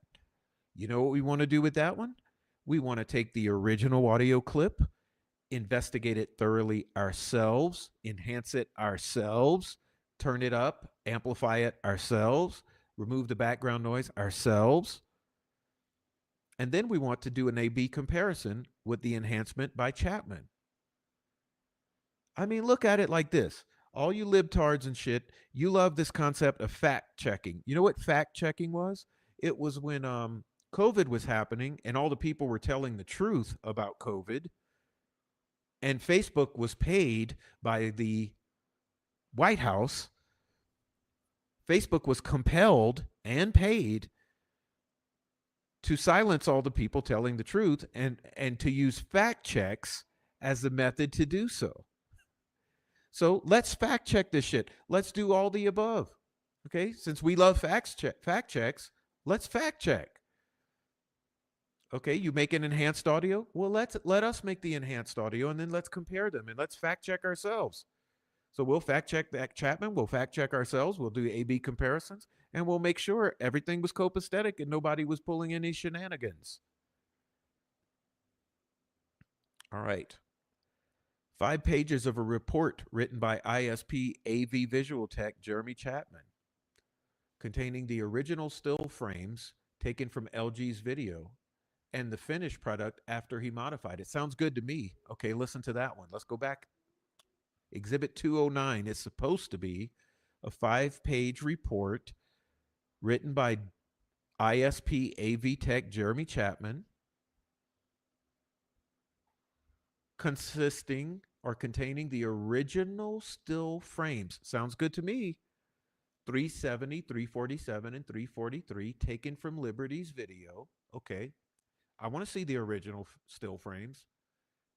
And I want to see the finished product after he modified it and see that myself. That looks very productive. It's the type of thoroughness, it's the type of thing we need to be doing. All right, 209, raw video from Liberty German's phone on the bridge in its entirety. Okay, I guess, yeah, that too. 210, still frame of interpolated bridge guy. Oh, yeah, we want to see that too. 211, copies of Bree Wilbur's Snapchat photos from 2/13/2017. One photo of Highbridge taken at 12:43 p.m. and one photo of the benches at 1:26. Oh, hell yeah, we want to see those. Hell yeah, we want to see those. You know why? It appears that all of these witnesses, and yes, by God, I mean all of them. Let me put this down. Let's just say that I wanted to do something. Let's say I was a LARPer and I said, "Hey, friends, let's pretend that 5 of you. I'm going to choose the 5 of you in the chat who just commented. Okay, you 5 right there. Let's say we're all hanging out in my neighborhood, and we come in my living room, and I say, hey guys, listen, I want to do this little role play scenario. Okay, so here's the scenario. You're going to pretend that you find me in the front yard passed out as I was cutting grass. So what I'm going to do, okay, I'm going to get the lawnmower. I'm going to start it up. I'm going to cut half my yard. And then what I'm going to do, I'm going to let it go and turn it off. And I'm going to lay down in the yard, pretend to be passed out. Okay. Now, all 5 of you, this is what you're going to do. 2 of you are going to be in a vehicle. You're going to be together and you're going to be passing by and see me in the front yard and stop to help. Okay. And then let's see, you're going to be pretending to do a walk around the neighborhood or jogging on the sidewalks or whatever. And you're going to come into the situation. And then you're going to pretend that you were parked at a neighbor's house down the street and you saw the whole thing go down and you're going to come. And so what I need you all to do, okay, everybody take a picture or 2 or send a text or 2. Well, how about this? Let's say Shibby, V, and Deb, you take pictures. Just take a random picture like it was something you were normally doing. Okay. And then say Aaron Town and Heather Brown, you send a text to someone randomly. Just send a text, hi mom, whatever. Okay. So everybody got the game plan. That's what we're going to do. Okay. So Aaron, Hebby, Deb, V, you all know what to do. So we're going to say we're going to start this in 15 minutes. So everybody get in a position and and when the clock ticks, everyone do their things, but don't everybody take a snap or a selfie or send a text at the exact same moment. So you start now and you wait a few minutes. So everybody stagger when you're taking your text messages and your photographs. And so then I send you all out. Okay. Then we watch the clock and then I get the lawnmower and I say, okay, go. And then I do that and I lay down in the grass and everyone is taking their little pictures and sending texts. And we all kind of intersect right in my front yard. And now they can say, oh, look, we found Prof passed out from heat exhaustion during his cutting of the grass. And and look, I can prove that, I was over there. Let's see, when was I down the block? Oh, okay, let me see. Oh yeah, look, I took a photo of the fucking neighbor's house at 12:59. Okay, good. And oh really? And I took a selfie at 1:05. Oh good. Okay. Yeah, and oh yeah, and I sent a text to my mom, says Heather Brown. Okay, so well, look, everybody can prove that they were around and they all were in the neighborhood whenever I passed out. So, everyone's a witness to me passing out. And honestly, that's what I think happened with these witnesses in Delphi. So when you look at something like this, it comes into focus. Copies of Bree Wilbur's Snapchat photos from 12/13/2017. One photo of Highbridge taken at 12:43, and one photo of a bench at 1:26. Well, that establishes that she's there from 12:43 to 1:26. And then you have Betsy Blair. Well, she just happened to have a Fitbit on. Well, where's her phone? I guess Betsy didn't want to bring the phone, so she just wore the Fitbit, and that was going to prove her timeline. Still frame from the Harvest Store video showing Betsy Blair's car driving by. Oh, she goes by 12:56 or 12:59. And she goes westbound at 2 p.m. or 1:15. And then she goes eastbound again 30 minutes later. And she goes westbound again. Uh, what is that, about 32 minutes later? And apparently Kelsey's car goes at 1:49, and Carbaugh's car goes at 3:56. And you know what's a fucked up part about all of this right here? Who knows?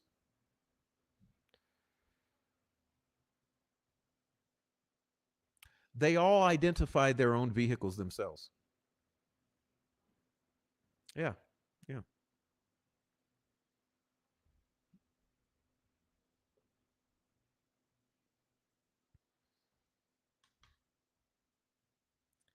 Am I pointing the wrong direction? Yeah.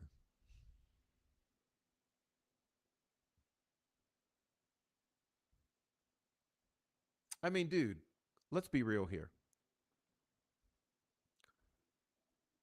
I'm gonna ask you in a double murder of two little kids. I'm gonna ask you to identify your own vehicle on camera.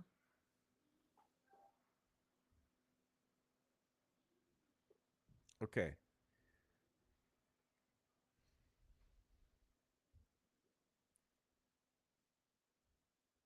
Autopsy photos. I don't know why.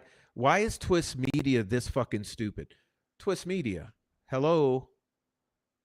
Hello, Twist Media. You're not getting the autopsy photos.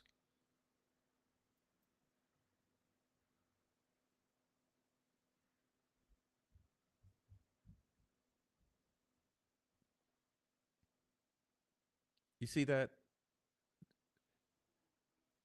Stupidity. You're not, don't even ask for them. You're not getting them. Okay, let's continue. Let's continue. We're going to oh, and everybody in the chat that just helped me with this LARP scenario, uh You're not part of a game. You're not part of a plan. You're just now you're going to be witnesses. And now I'll be able to sue. Let's say I want to sue the lawnmower company, the manufacturer of the lawnmower, because it's too hard to push in the hot weather. And now all of you are going to be witnesses in my lawsuit to prove that, yes, I actually passed out. And you can prove that you were a witness because you have timestamps on your digital devices. And you can prove that you indeed saw me pass out. And now I'll get $1 million, and I'll split some of it with all of you. So let's see, witnesses.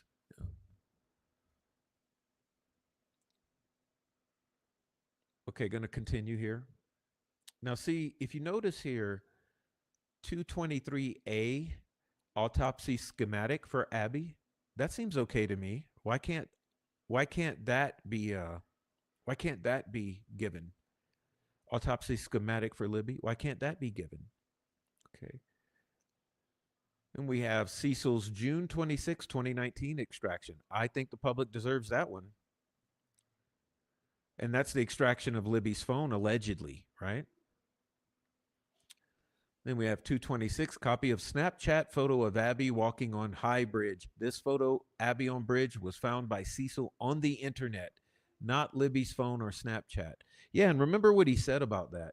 There's a faked timestamp.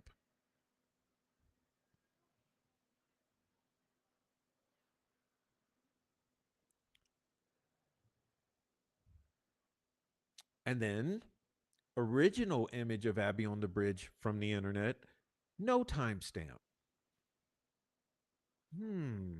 Are you seeing fuckery yet with these images off the internet?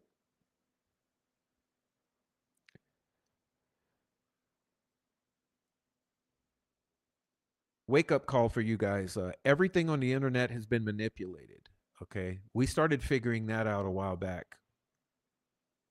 Town will know about that somewhat. She's in the chat. There were parties who made it their priority to manipulate images, to fuck around with images, to put fake images out. It's a whole bunch of fakery. Whoever does this over murder of two little girls? All right. Uh, original and knowledge C database report 2017 or 2019. Yeah, I think we would want that. Battery levels on phone report. Yeah, I think we'd want that. Okay. Entered on 10/24, day 6. Lead sheets, approximately 2 pages. Yeah, I think we'd want that. Richard Allen lead sheet. Yeah, I think we'd want that. Doolin's notes from 12/18/17. Yeah, I think we'd want that and the narrative.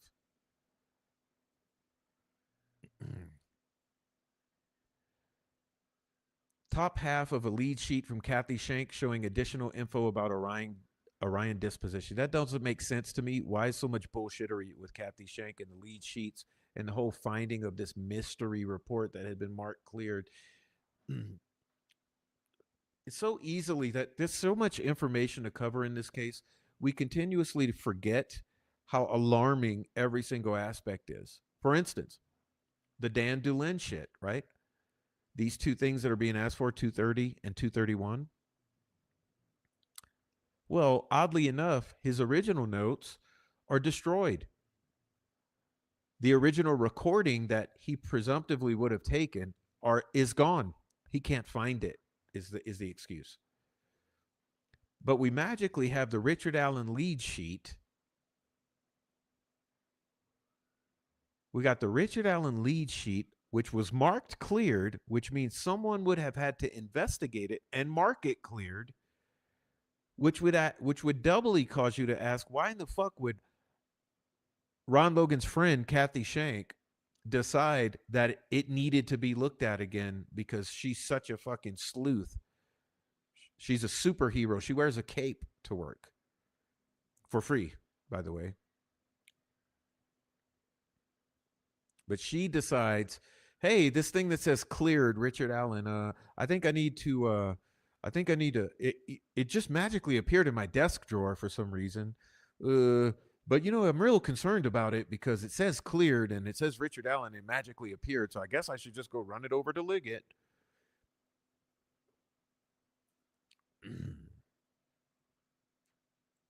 And they asked for all the Harvest Store video frame. How about we get the actual video? Okay.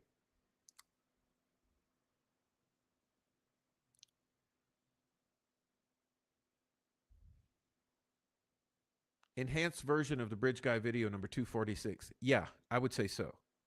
I would say so. Photograph of item seized in search. I would say so.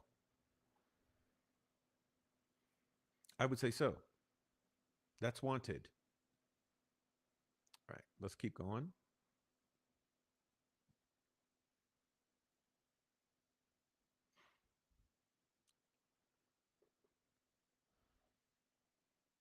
Entered on 10/25/2024. Surface area images of bullet comparison admitted conditionally. Yeah, yeah, we want all the bullet photos, every single one. Okay, 10/27/2024, day 8. Recording of entire interview, October 26, 2022, between Holman and Richard Allen. Yeah, and let's stop here. You know why they don't want that one out in the public. Let's just say this. Can you guys envision? I want you to envision a future. Okay? I want you to envision a future in which the entire interrogation of Richard Allen by Jerry Holman, in which Jerry Holman's being an abusive fucking prick and telling him, I know you're guilty and I'm going to prove it and all that shit, and using his wife, the whole 9 yards. Imagine a day in the not too distant future when that son of the bitch is on YouTube in its entirety. Yeah, yeah. That's why they don't want that shit out. See, because right now they're buying time 3 months, 4 months, 6 months, 8 months. Who knows how long it's going to be?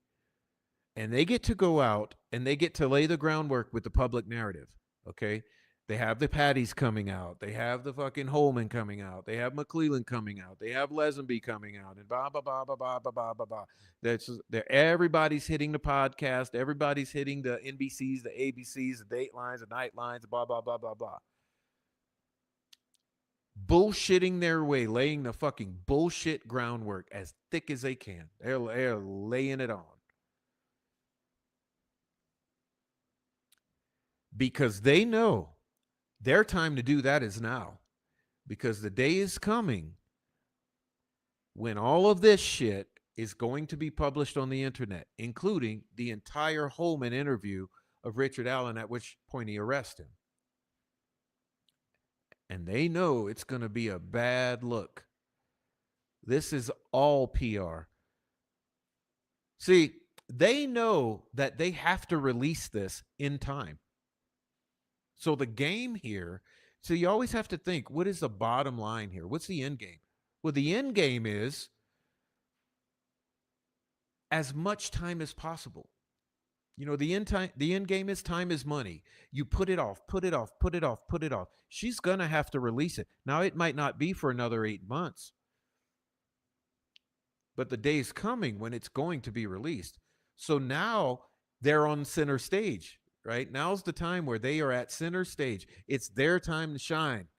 Because before that bad fucking PR hits the airwaves, they're going to lay down their groundwork.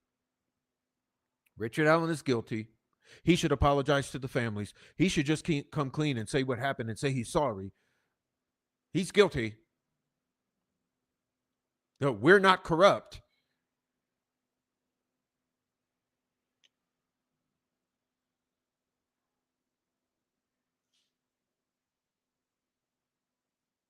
And you see, it's as if no one out here sees this shit. It's as if no one can see it. And like I said, there's always so much bad shit with this case that it's nearly impossible to keep up with it and keep it all in context. Because we haven't even mentioned the fact that Nick McClellan waited 9 months and 14 months, etc., to release discovery to the attorneys when he had a 30-day time limit. And I said, well, damn, what is the good of rules of court if he's allowed to blatantly fucking trample them? What good are the rules of court if you have 30 days to hand over discovery? What's the fucking point of that rule? If you can wait 9 months and 14 months and hand it over disheveled and then kick them off the case and then bring them back on and then give them the discovery again, but it's all different and mixed up and shit's deleted.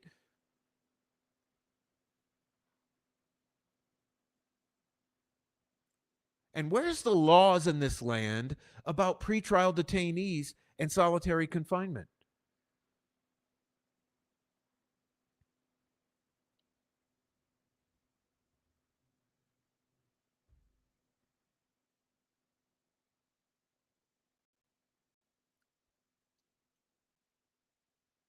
This country needs an Allen's law in which you can never, ever do this again. You can never take an insane bitch like Monica Walla and drop her in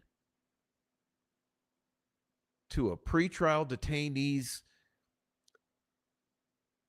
year-long solitary confinement, mental abuse and torture scenario and let her feed information, force medicate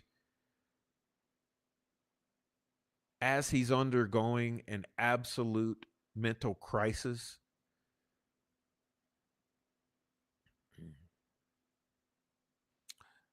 With Odinist guards threatening to kill him and his wife and his fucking daughter. With the other inmates threatening to kill him and his wife and his fucking daughter.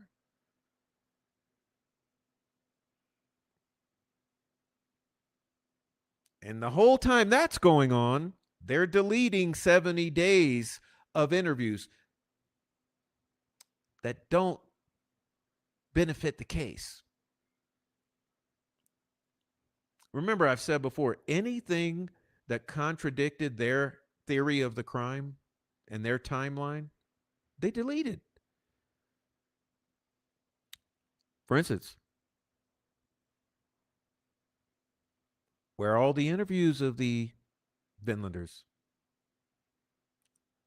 Where's the geofencing of the Vinlanders?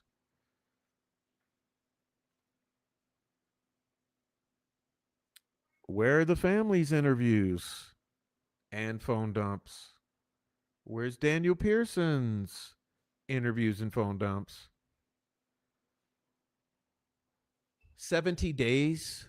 What police force on earth would lose 70 days?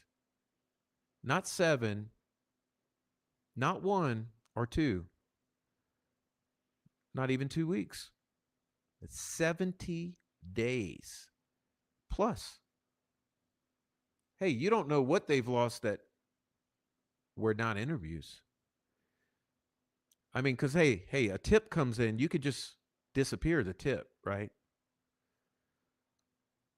Who knows how many tips got disappeared? Who knows how many fingerprints got disappeared? DNA swabs, footprints,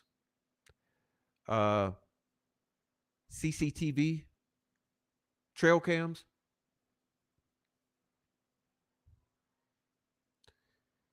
You see, what's known is the 70 days because that can be accounted for. But it's very easy to delete other shit that you don't have an accounting for, like tips, trail cams, CCTV, DNA, swabs, fingerprints, fibers, pictures, all kind of shit. There's no legitimate accounting that people can go back and say, hey, where is that shit? It just disappears. It's totally fucking off the radar.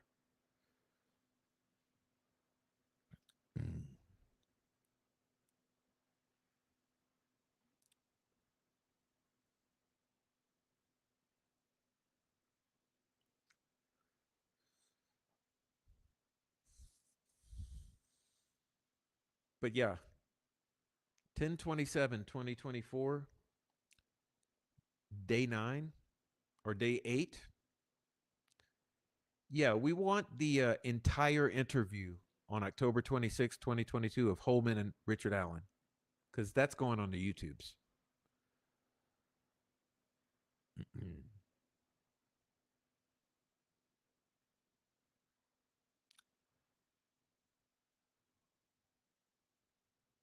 Now it says 10/28/2024, day 9. There's some autopsy shit that I'm sure we're not getting. But on number 48, lab number 16, report regarding unspent cartridge from the crime scene. Yeah, I would think we'd want that. DNA from Derek German, DNA report, crime scene photo of blood that was a stain on the tree, crime scene photo of the blood that was a stain on the tree that was about 2 feet from the base of the tree, closer image of the crime scene photo of the blood that was a stain on the tree that was about 2 feet from the base of the tree with chemical reactants about 2 feet above the ground. Yeah, I would think we'd want to see all that. Okay. Entered on 10/29/2024, day 10, video of Richard Allen's October 13th, 2023 interview. Yeah, I think we'd want to see that. Video of Richard Allen's October 26th, 2023 interview. Richard Allen's request for an interview with the warden. Oh, and it's about to get deep now.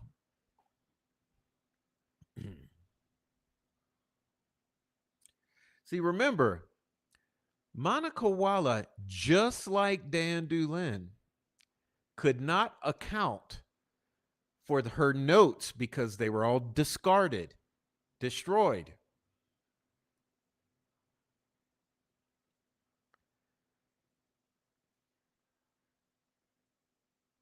But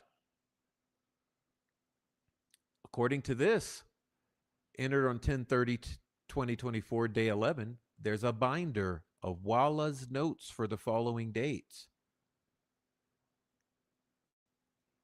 And it goes through November, December, January, April, May. Pardon me. And the most interesting aspect of this to me is that all of those April dates and May, April and May, those were the dates when he was having his absolute lows. Okay. When all the confessions were happening, when the man down episodes, when he was trembling and acting irrational and couldn't even talk. And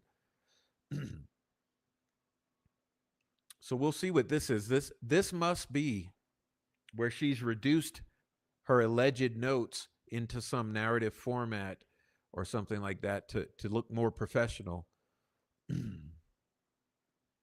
Anyhow, voila. Okay, voila.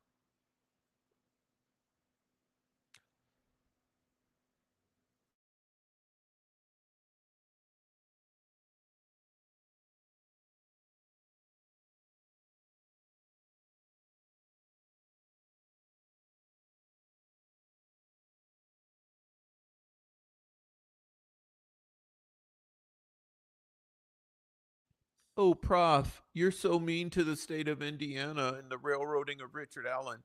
Could you just please be nicer to these people? It's just their job.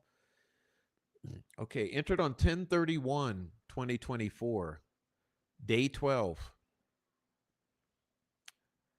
Exhibit 303, allegedly. Walla's May 3rd, 2023 report. Well, given that it's individualized like that, it must be a very important one. Remember when I said April and May, he's undergoing like his absolute worst of his crisis. 306, picture of Richard Allen taken sometime approximately between 2016 and 2017. And another one, and another one, and another one.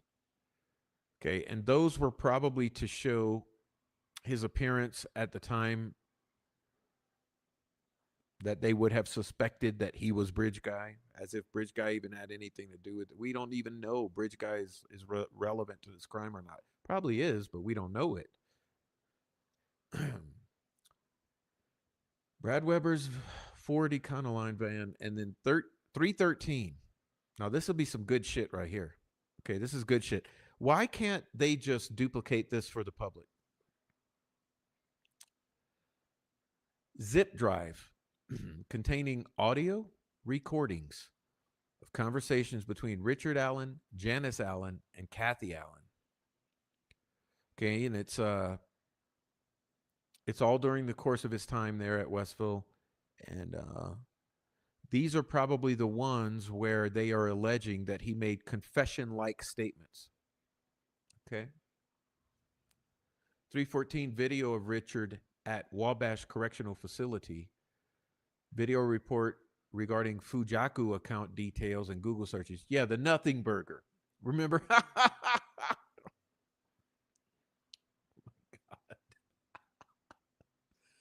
Remember the troll farm?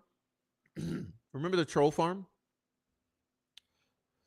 Wait until you see his Google searches. It's going to prove he's the killer. Yeah, you remember who that was. Who can guess? Someone guess in the chat. Come on, I'm trying to have fun. I'm trying to This is a little tedious to get through. Somebody guess in the chat. Who was going on and on about, oh, wait until you see his Google searches. It's gonna prove he was a killer.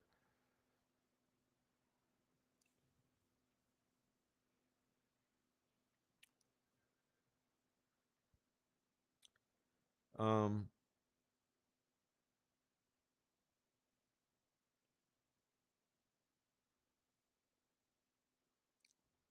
and his boyfriend. Yeah, and his boyfriend. Yeah, they went on and on. Wait until you see the Google searches. Oh, apparently. There's another one they like to do. They like to do it like this. Well, I can't say too much, but yeah, you're going to see. You're going to see. It's going to come out. It's going to come out in time. It's going to come out. I mean, yeah, there's Google searches. There's Google. Apparently he was a Fujaku and his Google searches. Yeah. If you didn't know it then, you know it now. Yeah, when you see it, when you see the Google searches, you're gonna be like, oh yeah, oh. So, no, I don't. I mean, yeah, I need kids protecting a kid killer. People protecting a kid killer. Oh, he's a Google search. Yeah, so like he was looking a couple times for scary movies to watch with his wife to have a nice night on a Friday or whatever. Okay, back to this list. Was that my fun for the night? Right.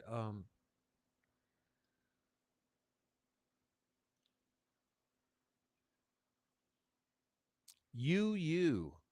Okay, you. Suddenly we've gone from numbered exhibits to lettered exhibits. So you see what I mean? Do you think this judge is actually going to adhere to this? I mean, she's going to find something wrong with this. Like, oh, these are not denied. You're gonna have to figure out what I want, but I'm not. She's like the worst fucking girlfriend you've ever had. All of you have had one. I'm not gonna tell you what I want. You should know. I had one or two of those. I shouldn't have to tell you.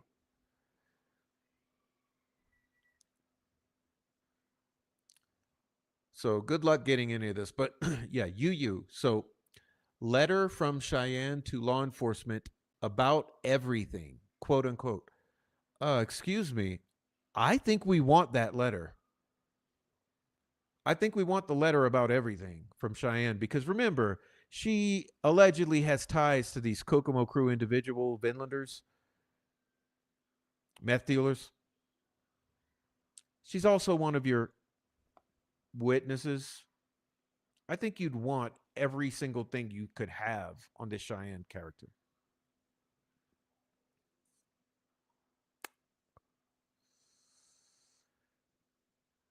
Mm. Okay. XX 15 camcorder videos played to help jurors understand the harsh conditions Richard Allen was subjected to at Westville Correctional Facility in April, May, and June. Remember, this is the exact pardon. This is the exact time he's having his his extreme episode of psychosis is April, May, and June of 2023. So these are 15 camcorder snippets from the guards who were following him around with the camcorder. Okay, so that's all the 15 videos. Okay, now um, skip ahead to November 1st, 2024, day 13. We've moved on to AAA, document related to Brad Heath's work scans. Brad Heath's. Okay. Photo of vehicle resembling one Brad Heath saw around 206. CCC 21317 report by Fire Chief Daryl Sterrett regarding who attended the search. FBI 302 report regarding Brad Weber's statements on 2/19/2017. Oh my God, y'all. So that there, day number 13, November 1st, 2024, those exhibits are absolutely phenomenal and necessary right here. We got to get our hands on those exhibits. Like, this is just a shame. Like why does this? Why? There's no good reason. Because let's be real here. The public is going to demand every single one of these that is available to it. So you might as well just dump it all, because are you really going to make us figure out how to ask you properly for every single one of them? Because guess what? If it takes a year or 2 or 5, we're going to figure out how to eventually ask for every single one of these. This is like it's a fucking waste of everyone's time and intelligence. That's all it is. And the taxpayers too. Hey, taxpayers in Allen County and Carroll County, are you okay with the judge fucking around and wasting everyone's time and taxpayer dollars and her own time and her assistant's time? Can't we just get the ball rolling here and say, you're going to stop wasting the tax dollars and just go ahead and fucking dump all the fucking exhibits right now and get it done efficiently? Okay, number 14. Day 14, I mean. Apparently, exhibit DDD, stitched together prison video from 2 to 7 p.m. on April 12th, 2023, and 8 to 10 a.m. on May 25th. Yeah, I bet those are days when he's having man down, forced medication type of episodes. Okay, now EEE, updated master sheet of itemizing of the DDD video by date, time, and length. 11/4, day 15. Dr. Westcott's 127. So you out there who are actually listening, put that in your notebook.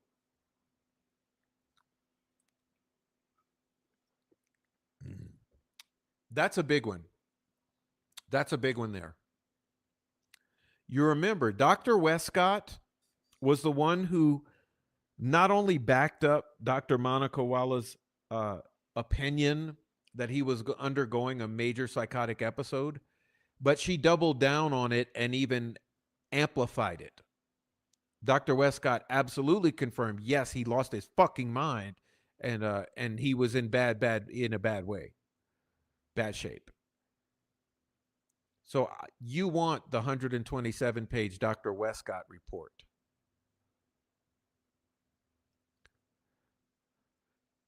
Now, exhibit GGG, Allen's handwritten letter from White County Jail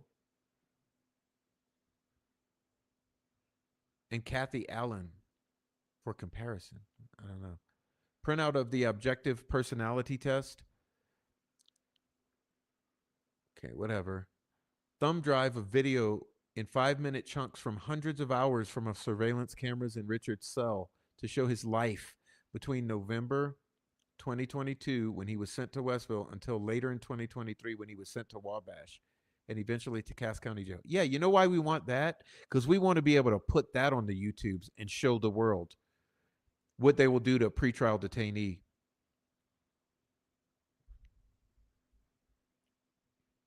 And show the world that to the United States, or at least to the state of Indiana, the Geneva Conventions, the UN regarding treatment of prisoners of war means nothing because Indiana will do you 12, 14 times over, or actually 30 times over, right? Because wasn't it 2 weeks is the recommended?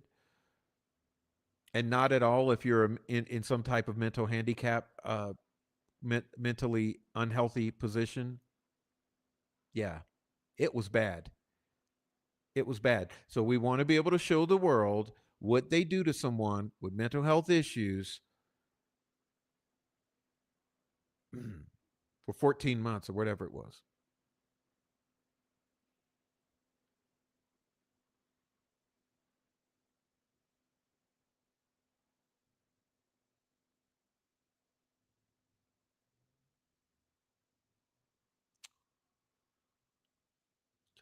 Um, where am I? Ford Focus hatchbacks registered in Cass County, Tippecanoe, and White counties. Not allowed. Yeah, and I don't think it's that pertinent. KKK picture of Brad Weber's garage taken on February 19, showing sticks and a large tree branch that had been cut. Yeah, I think that's, we at least deserve to see it because from what I understand, it just shows that there's a similar stick or two with the clean cut end, similar to the one that was laid on Abby's body. I don't think it necessarily means anything, but it's something.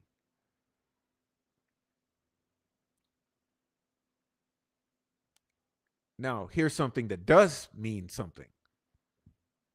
M, PDF of Cecil's extraction report on Liberty's phone database. Yeah, you want to see that.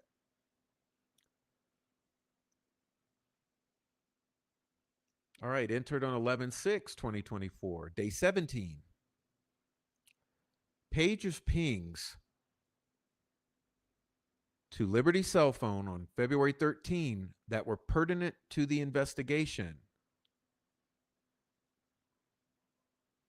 These are the pings that were sent to Mullen from Blotcher, who had been asking AT&T to ping every 15 minutes. Remember that whole deal? Like I said, there's so much to keep in mind in this case. How do you keep all of this in mind at once? It's nearly impossible, but and you had Mike Patty. Oh, they're pinging all over town. By the way, what's with the duping delight in that video? You know what video I'm referring to? What's with the duping delight? The duping delight.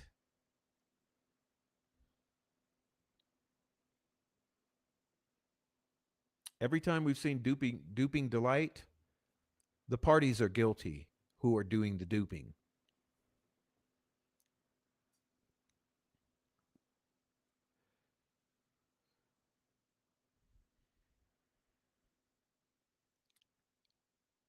All right, Dr. Martin's notes about Richard Allen's treatment. Medication logs, charter logs. Yeah, we want all of that. All right. Twist seeks intervention for this limited purpose as a surrogate for the public. And that's, now you were real stupid, Twist, to ask for the autopsy photos. I got to give it to you. You were stupid. Okay. Got to call you out on that. But I got to give it to you on number 15. Brilliant choice to include this sentence in here that you were seeking it for this limited purpose as a surrogate for the public, because that shuts her off from being able to say, no, you're still not media. So you're cutting her off at the pass there for that. You're shutting that down before she even tries it. So that was pretty awesome. That was pretty awesome there. Um,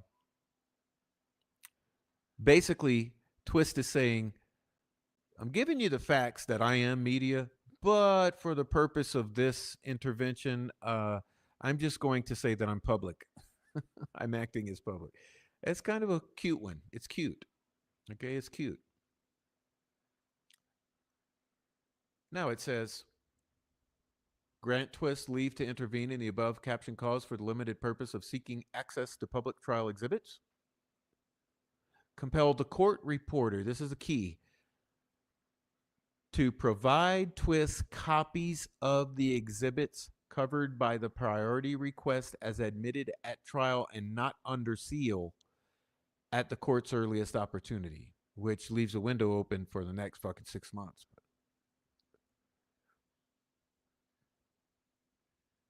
Compel the court reporter of Allen County to provide Twist copies of the remainder of the public trial exhibits as admitted at trial and not under seal within a reasonable time from the date of this order.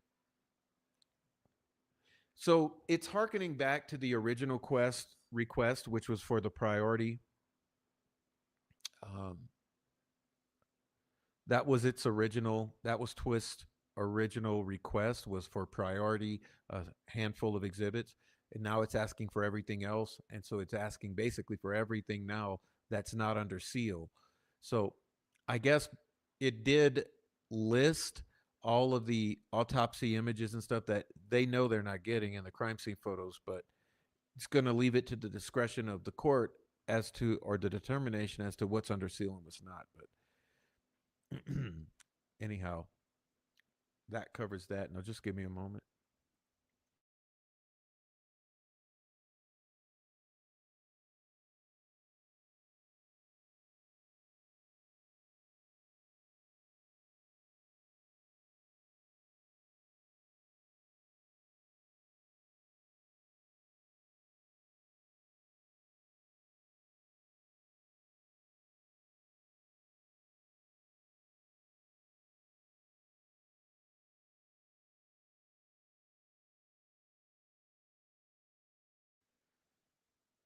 Okay, and we are done with this.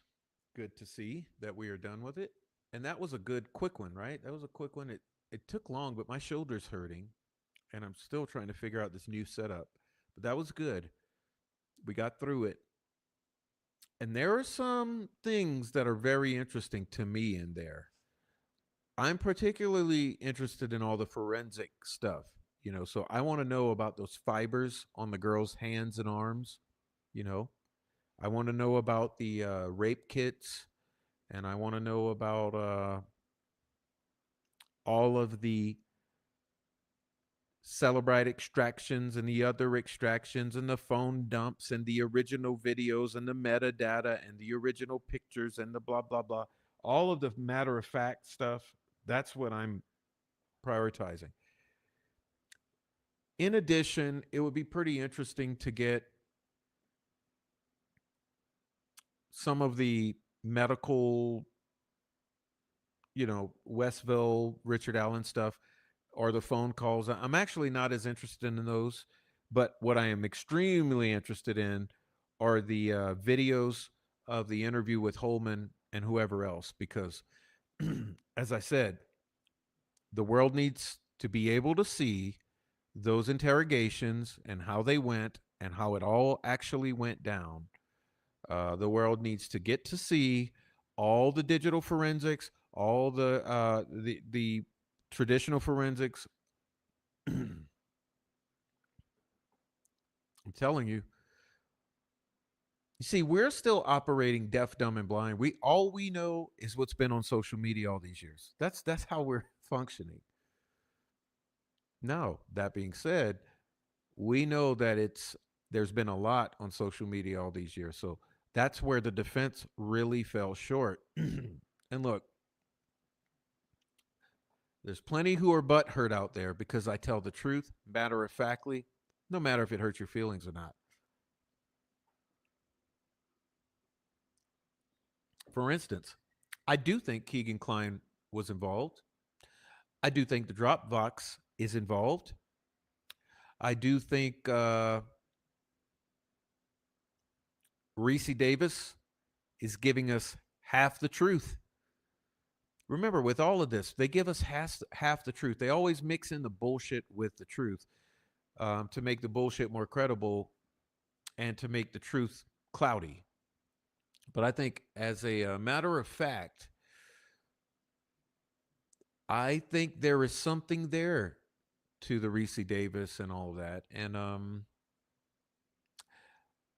it hurts, but it's true. The defense fucked up majorly. They screwed the goose, and people get hurt because people emotionally attach to things they should not emotionally attach to. I've said so many times, I'm not here to free Richard Allen. It's not my goal. I think if it's your goal, you got a problem. The truth about this crime and about what happened to Abby and Libby should free or damn Richard Allen. So if Richard Allen's going to be freed, the truth about the Delphi murders should free Richard Allen. So the easiest way to get to that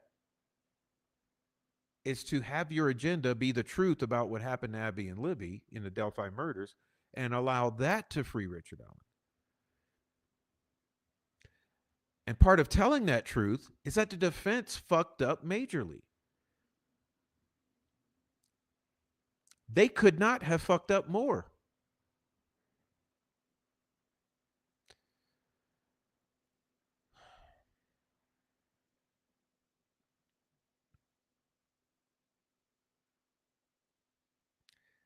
And that's part of the problem with those who solely wish to free Richard Allen is that they have this obligation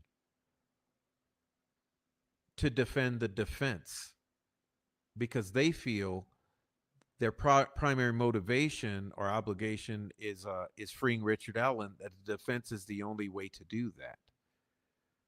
And so I understand that there arise conflicts. But the thing about that is it doesn't allow you to speak freely and honestly. And so to be able to not honestly say that defense fucked up majorly is a huge handicap. And it's denying reality. Remember, they had Brian Chadwell, Reese Davis, Brian Haas, Keegan Klein, and maybe somebody else. They had a handful set to testify. They also had been handed the entire truth about Tina Rodell, Megan Allen, Gabe Ellis, Tyler Joe French, Derek German, and everybody else connected to that part of the story. By that, I mean the meth.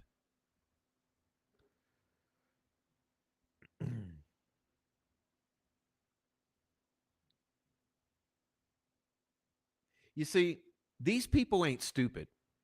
And by that, I mean the state actors, the troll farm, the killers, the surrogates for the killers. I know what their primary objective was because we had a mole in their group. They were very well aware of what they're doing. And you know what their primary objective was? To erase or disappear or discredit and debunk every possible thing that could give reasonable doubt. And I hate to tell you guys, but they were pretty good at it. They pretty much accomplished that goal. Remember, it started way back with deleting evidence years ago. Okay? And it continued. And the reason, have you guys noticed this? Let me ask you a rhetorical question. Where's the troll farm?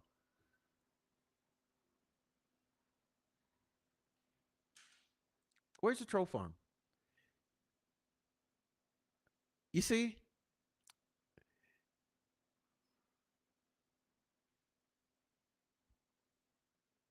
the troll farm was about reasonable doubt. Why? Because before trial, for 2 years, let me say it this way, from the arrest of Richard Allen until trial,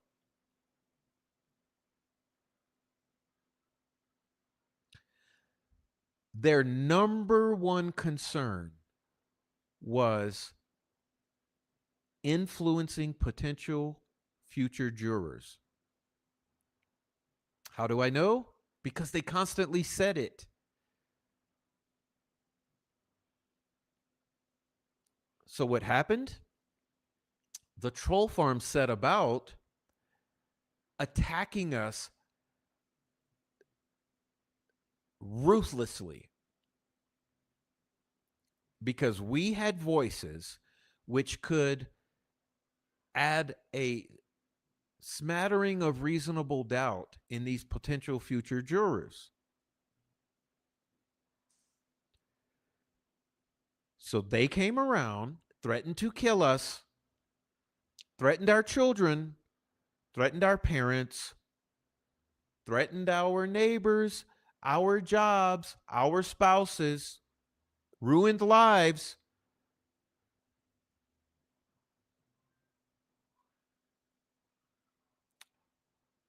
You guys still don't know the extent that these troll farm went to.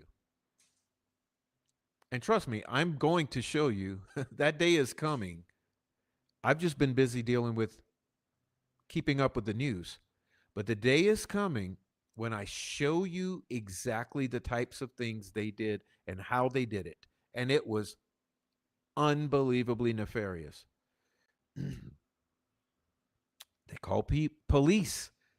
They call CPS. They threaten to kill. They threaten to murder. They send you mail. They send your family mail. They contact your family. They contact your former employers. They contact your wife.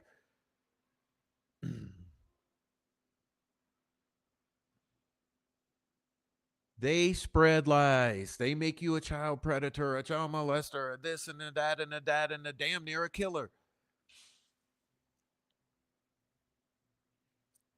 Because they try to erase your ability to use your voice to give doubt because they knew that potential listeners and viewers were going to be possible jurors.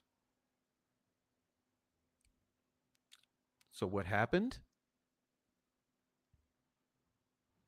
Trial came. They dropped off the face of the earth because the jury was sequestered.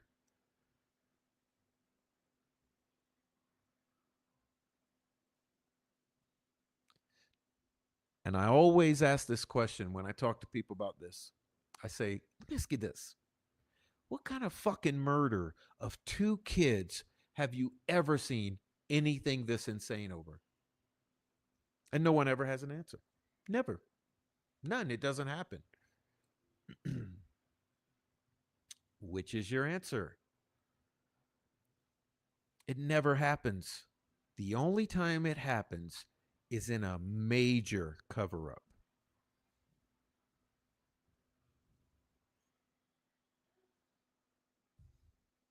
So the question is, what kind of fucking cover up is this?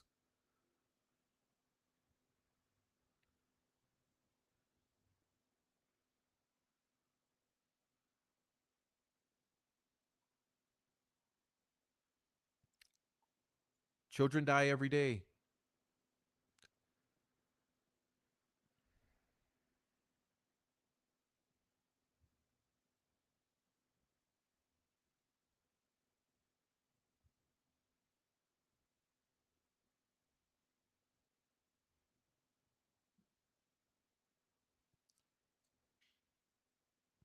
This could not happen in all the murders of children around the country every day. It couldn't happen. There's not enough people to do this.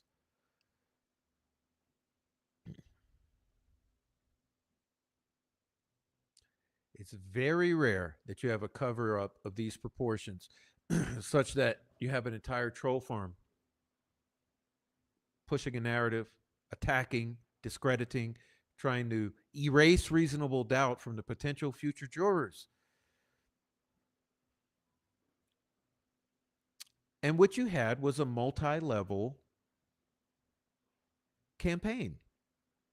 Remember, you had the sheriff doing shit he shouldn't. You had a couple different judges doing shit they shouldn't. You had the prosecutor doing shit he shouldn't. You had his subordinate doing shit he shouldn't. You had the entire Indiana State Police doing shit they shouldn't. You had the judge's assistant doing shit she shouldn't. You had the family doing shit they shouldn't. Then you had the relatives of the family doing shit they shouldn't. Then you had the troll farm YouTubers, particularly the ones who were well established, doing a lot of shit they shouldn't. Then you had the hired guns doing shit they shouldn't.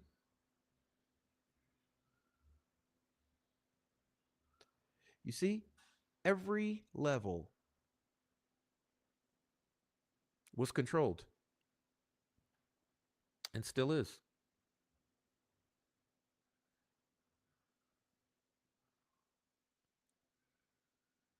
It's something to think about. Like I said, what would be worth all this?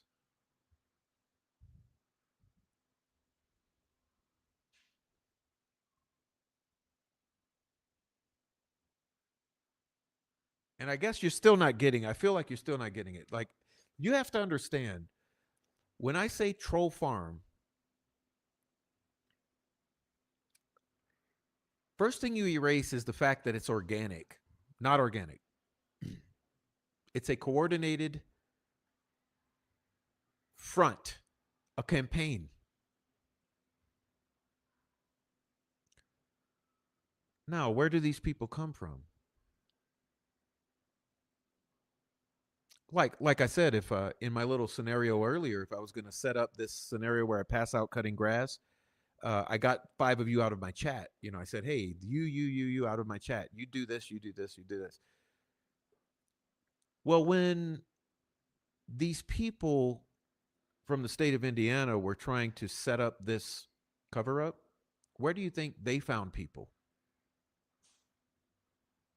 They had to find their people from somewhere.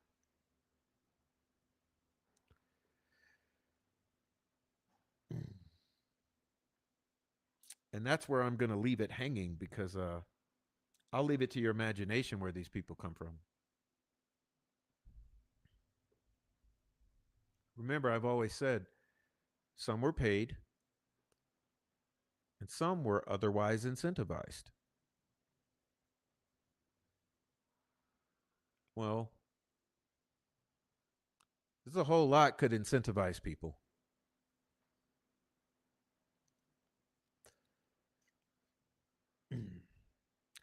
As an example, I'll use somebody like Sarah Carba.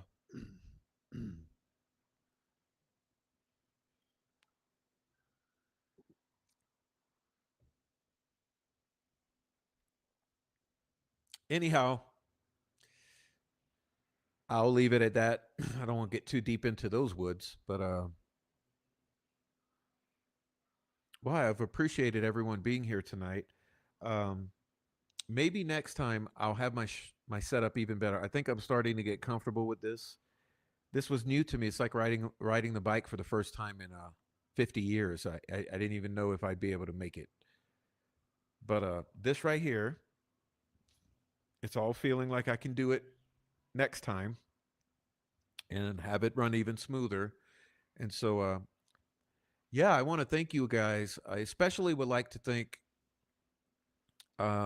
those of you who sent donations for this new setup here. There's some things I will say about it and some things I won't say about it. I've been making some changes, and some of those are confidential at the moment, but I'll probably tell you about it at a future point. But there's more than just the computer that's different here. So I got a lot of changes going on in my life and in this whole thing. But But I'm telling you, this computer, it should be much better for getting this thing going in a better way. Uh, Although I got to figure out why we glitched out and it kicked me out of this app. That's kind of weird. Um, my setup is so much better because I got a laptop here. I got my audio controls here. Got other audio controls here. I got my huge screen here. I got my iPad here. I got my keyboard here, and I got my notes here. And then so I got my lighting here, my lighting here, my lighting. So everything is different, but it's more suitable. So boom, that's where we're at. And anyhow, for those of you on the replay, please do this: hit the like for me, and understand that although you missed the live chat, too bad. Please leave some comments down below. I always love the awesome comments that come in, and also check out the community pages. Yo, I got two channels: the Prof and the Prof True Crime. Each of those have a different has a different community page, and on the community pages, there's different stuff. Check out those community pages.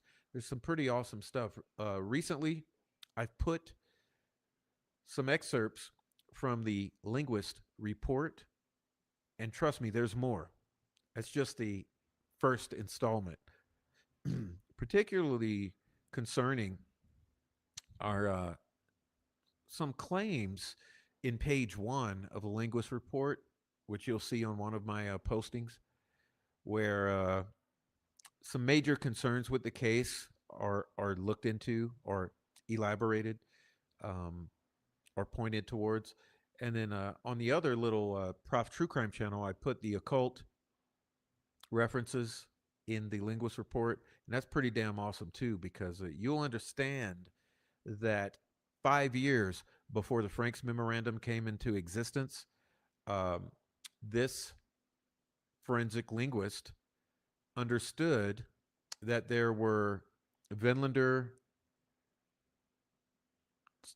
occult sacrificial rites involved in the symbology at the crime scene and that sort of thing, and including the names and the ages of the girls and the dates.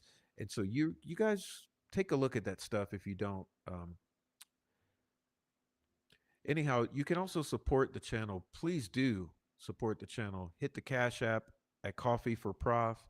Buy me a coffee, the Prof's crew. Um, and there's also pathways, other pathways. Thanks for supporting the channel in all the ways that you do, especially hit that damn thumbs up. I don't know if it helps or not, honestly. I haven't Googled that in a while, but it at least looks nice when you see that people have hit the thumbs up. So thanks for that. And anyway, before we get out of here, I am going to say goodbye to all of my lovely friends in the chat for sticking it out to the end. And yeah, we'll be back. So let's see. We got V. V's in here. What up, V? We got Jay Lynn, Mino Dino, Big JD, Possum Friend. Who's your daddy? 11. Heather Hebby Brown, 5 Green Acres, Rhonda Holton, Sweet Amy with the flowers, Sweet Dude Shibby with the roller skates. We got Pert in it, Aaron M Town. We got 5 Green Acres. We got Mar R. Um, my little Margarita. Okay, we got Sunflower Soul with the sun and the soul. And we got Big JD. We got Noe Amos, Miss K, Trial Junkie, Oleg Cat, Kayla, 5 Green Acres, Mino Dino. Did I not say your name already? I already said it. Okay, Laura Naran. We got Steve Z Stubbs or Steve's Stubbs. What's up, Steve's? All right, we got who else? Christina's in here. What up, Christina? What else we got in here? Dirty Diana, Kate U. All right. And look, I've gone back quite a bit. So anyone else that far back? Oh, look, it's a new day. Put a $5 super sticker up. Thank you. It's a new day. Go subscribe to It's a New Day. She's got a banging channel. Banger, banger, banger. Go subscribe to that. Check out her videos. She does nice little clips. Elizabeth Jones, what's up? Nobody nothing. What's up? Nobody nothing. Okay, nobody nothing was here. Jake Brooks was here. What's up, Jake Brooks? All right. Now let me go down here. Come back down. Anyone want to join the chat? I'll say good night to you. Hey, what's up? We got I have Apophis here with the saying go check out that linguist report. Yes, check out on both pages. Both community pages are different, so check them both out. You'll love it. You'll love it. It's interesting. Hey, I am not going to lie, it's hard to interpret, but I left some comments down below the post to help get you started, I guess. What's up, Sunflower Soul? Thank you. Thank you. And what's up, Mark Ellis? Thank you for the super chat. Mark Ellis says, you're doing a good job. Thank you, Mark Ellis.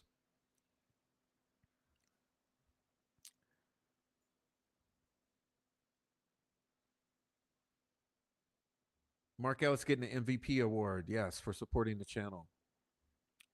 Well, like I said, I'm so happy that this computer, which I intended to pay off over a year, has been paid off. So I used I saved up the little donations to the channel to uh, to invest in the equipment for the channel. Except for this mic. Um, this mic was a gift from one of the channel members, and so the mic was a gift, and I am so appreciative of that. Um, but yeah, Mark Ellis, boom. Okay. You read that on both pages. There's a lot to unpack it, so it is relevant. And listen, I'll tell you guys something in a minute. Let me make sure I'm not missing anyone. Oh, did I? Thank you. I finally got it right. I finally got it right.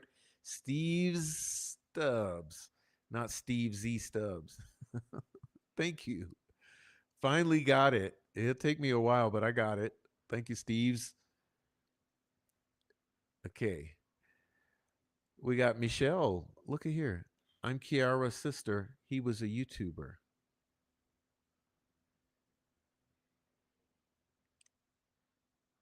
Sorry, I misspelled it. What did you misspell? Okay. Niobe, have a good one. Okay. Dawn, what's up, Dawn? Hello, Dawn.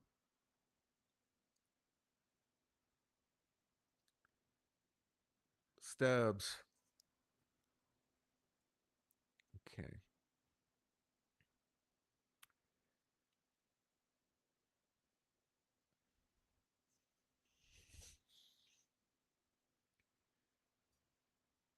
All right. Yeah, I want to talk with Joe. Let's talk with Joe. Let me talk with Joe. All right. So I think we're all caught up. I'm so glad to see everyone here.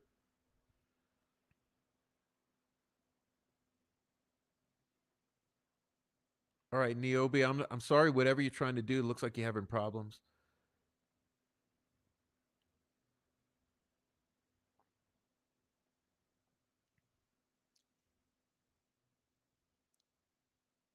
Okay. Hey, Brenda Cooper. Brenda Cooper's here.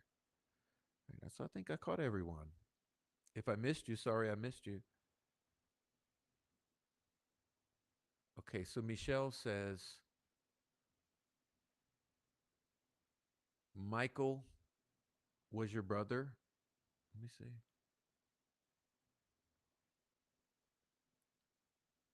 Michael was your Cat was your brother. He was a YouTuber. Yes. Okay.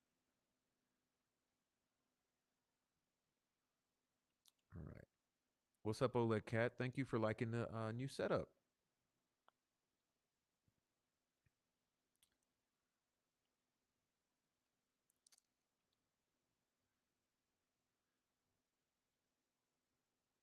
Oh, what I was gonna say is with that individual, that linguist, she's done a lot of work. Okay, she's done a lot of work, and what she's working on is very complex. Okay, because she's working on it's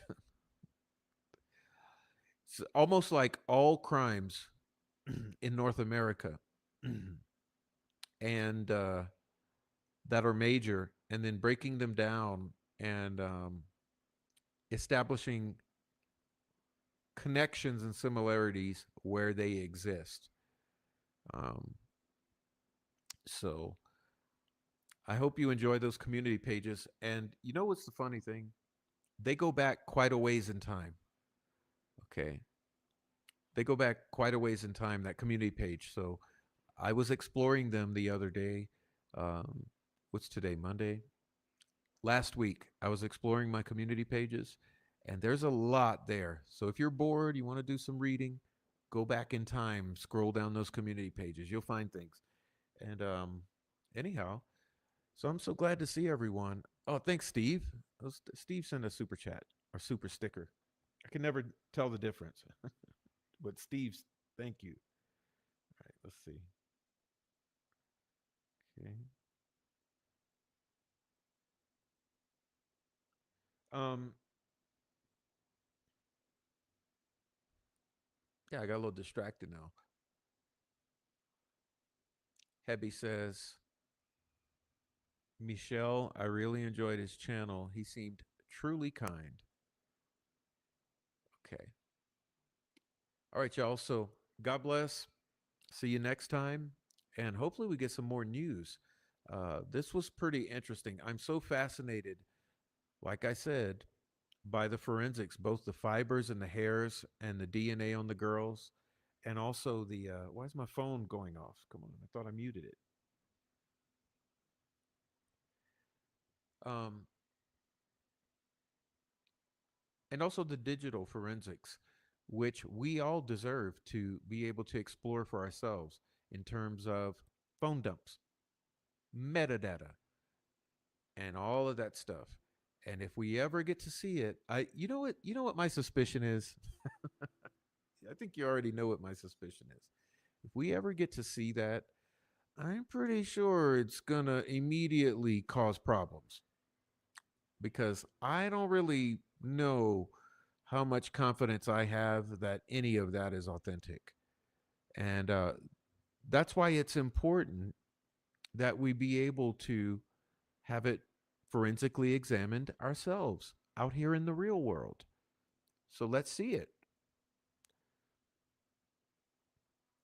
Anyhow, good night to all of you. I'll see you later. All right, Mama D, thanks for becoming a member. Thank you very much.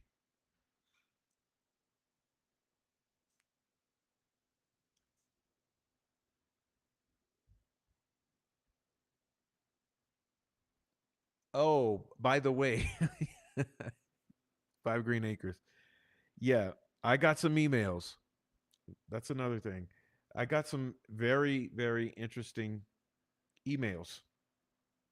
Okay. But I'm not going to talk about them yet.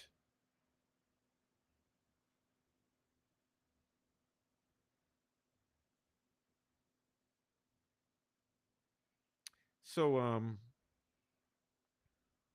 I want to thank everyone who sends those emails, you locals who send the emails, and you specialists who send the emails. Uh, I get good emails, and it's been good. Okay, so thank you for those emails, and you know who I'm talking to if you're watching because you sent them. Um, but yeah, good night, good night, good night, good night, sweetie. Gretchen Allen. Good night. It's a new day. All right. Good night, sunflower. All right. Miss K says she's linking them. It's like the Da Vinci Code of Delphi.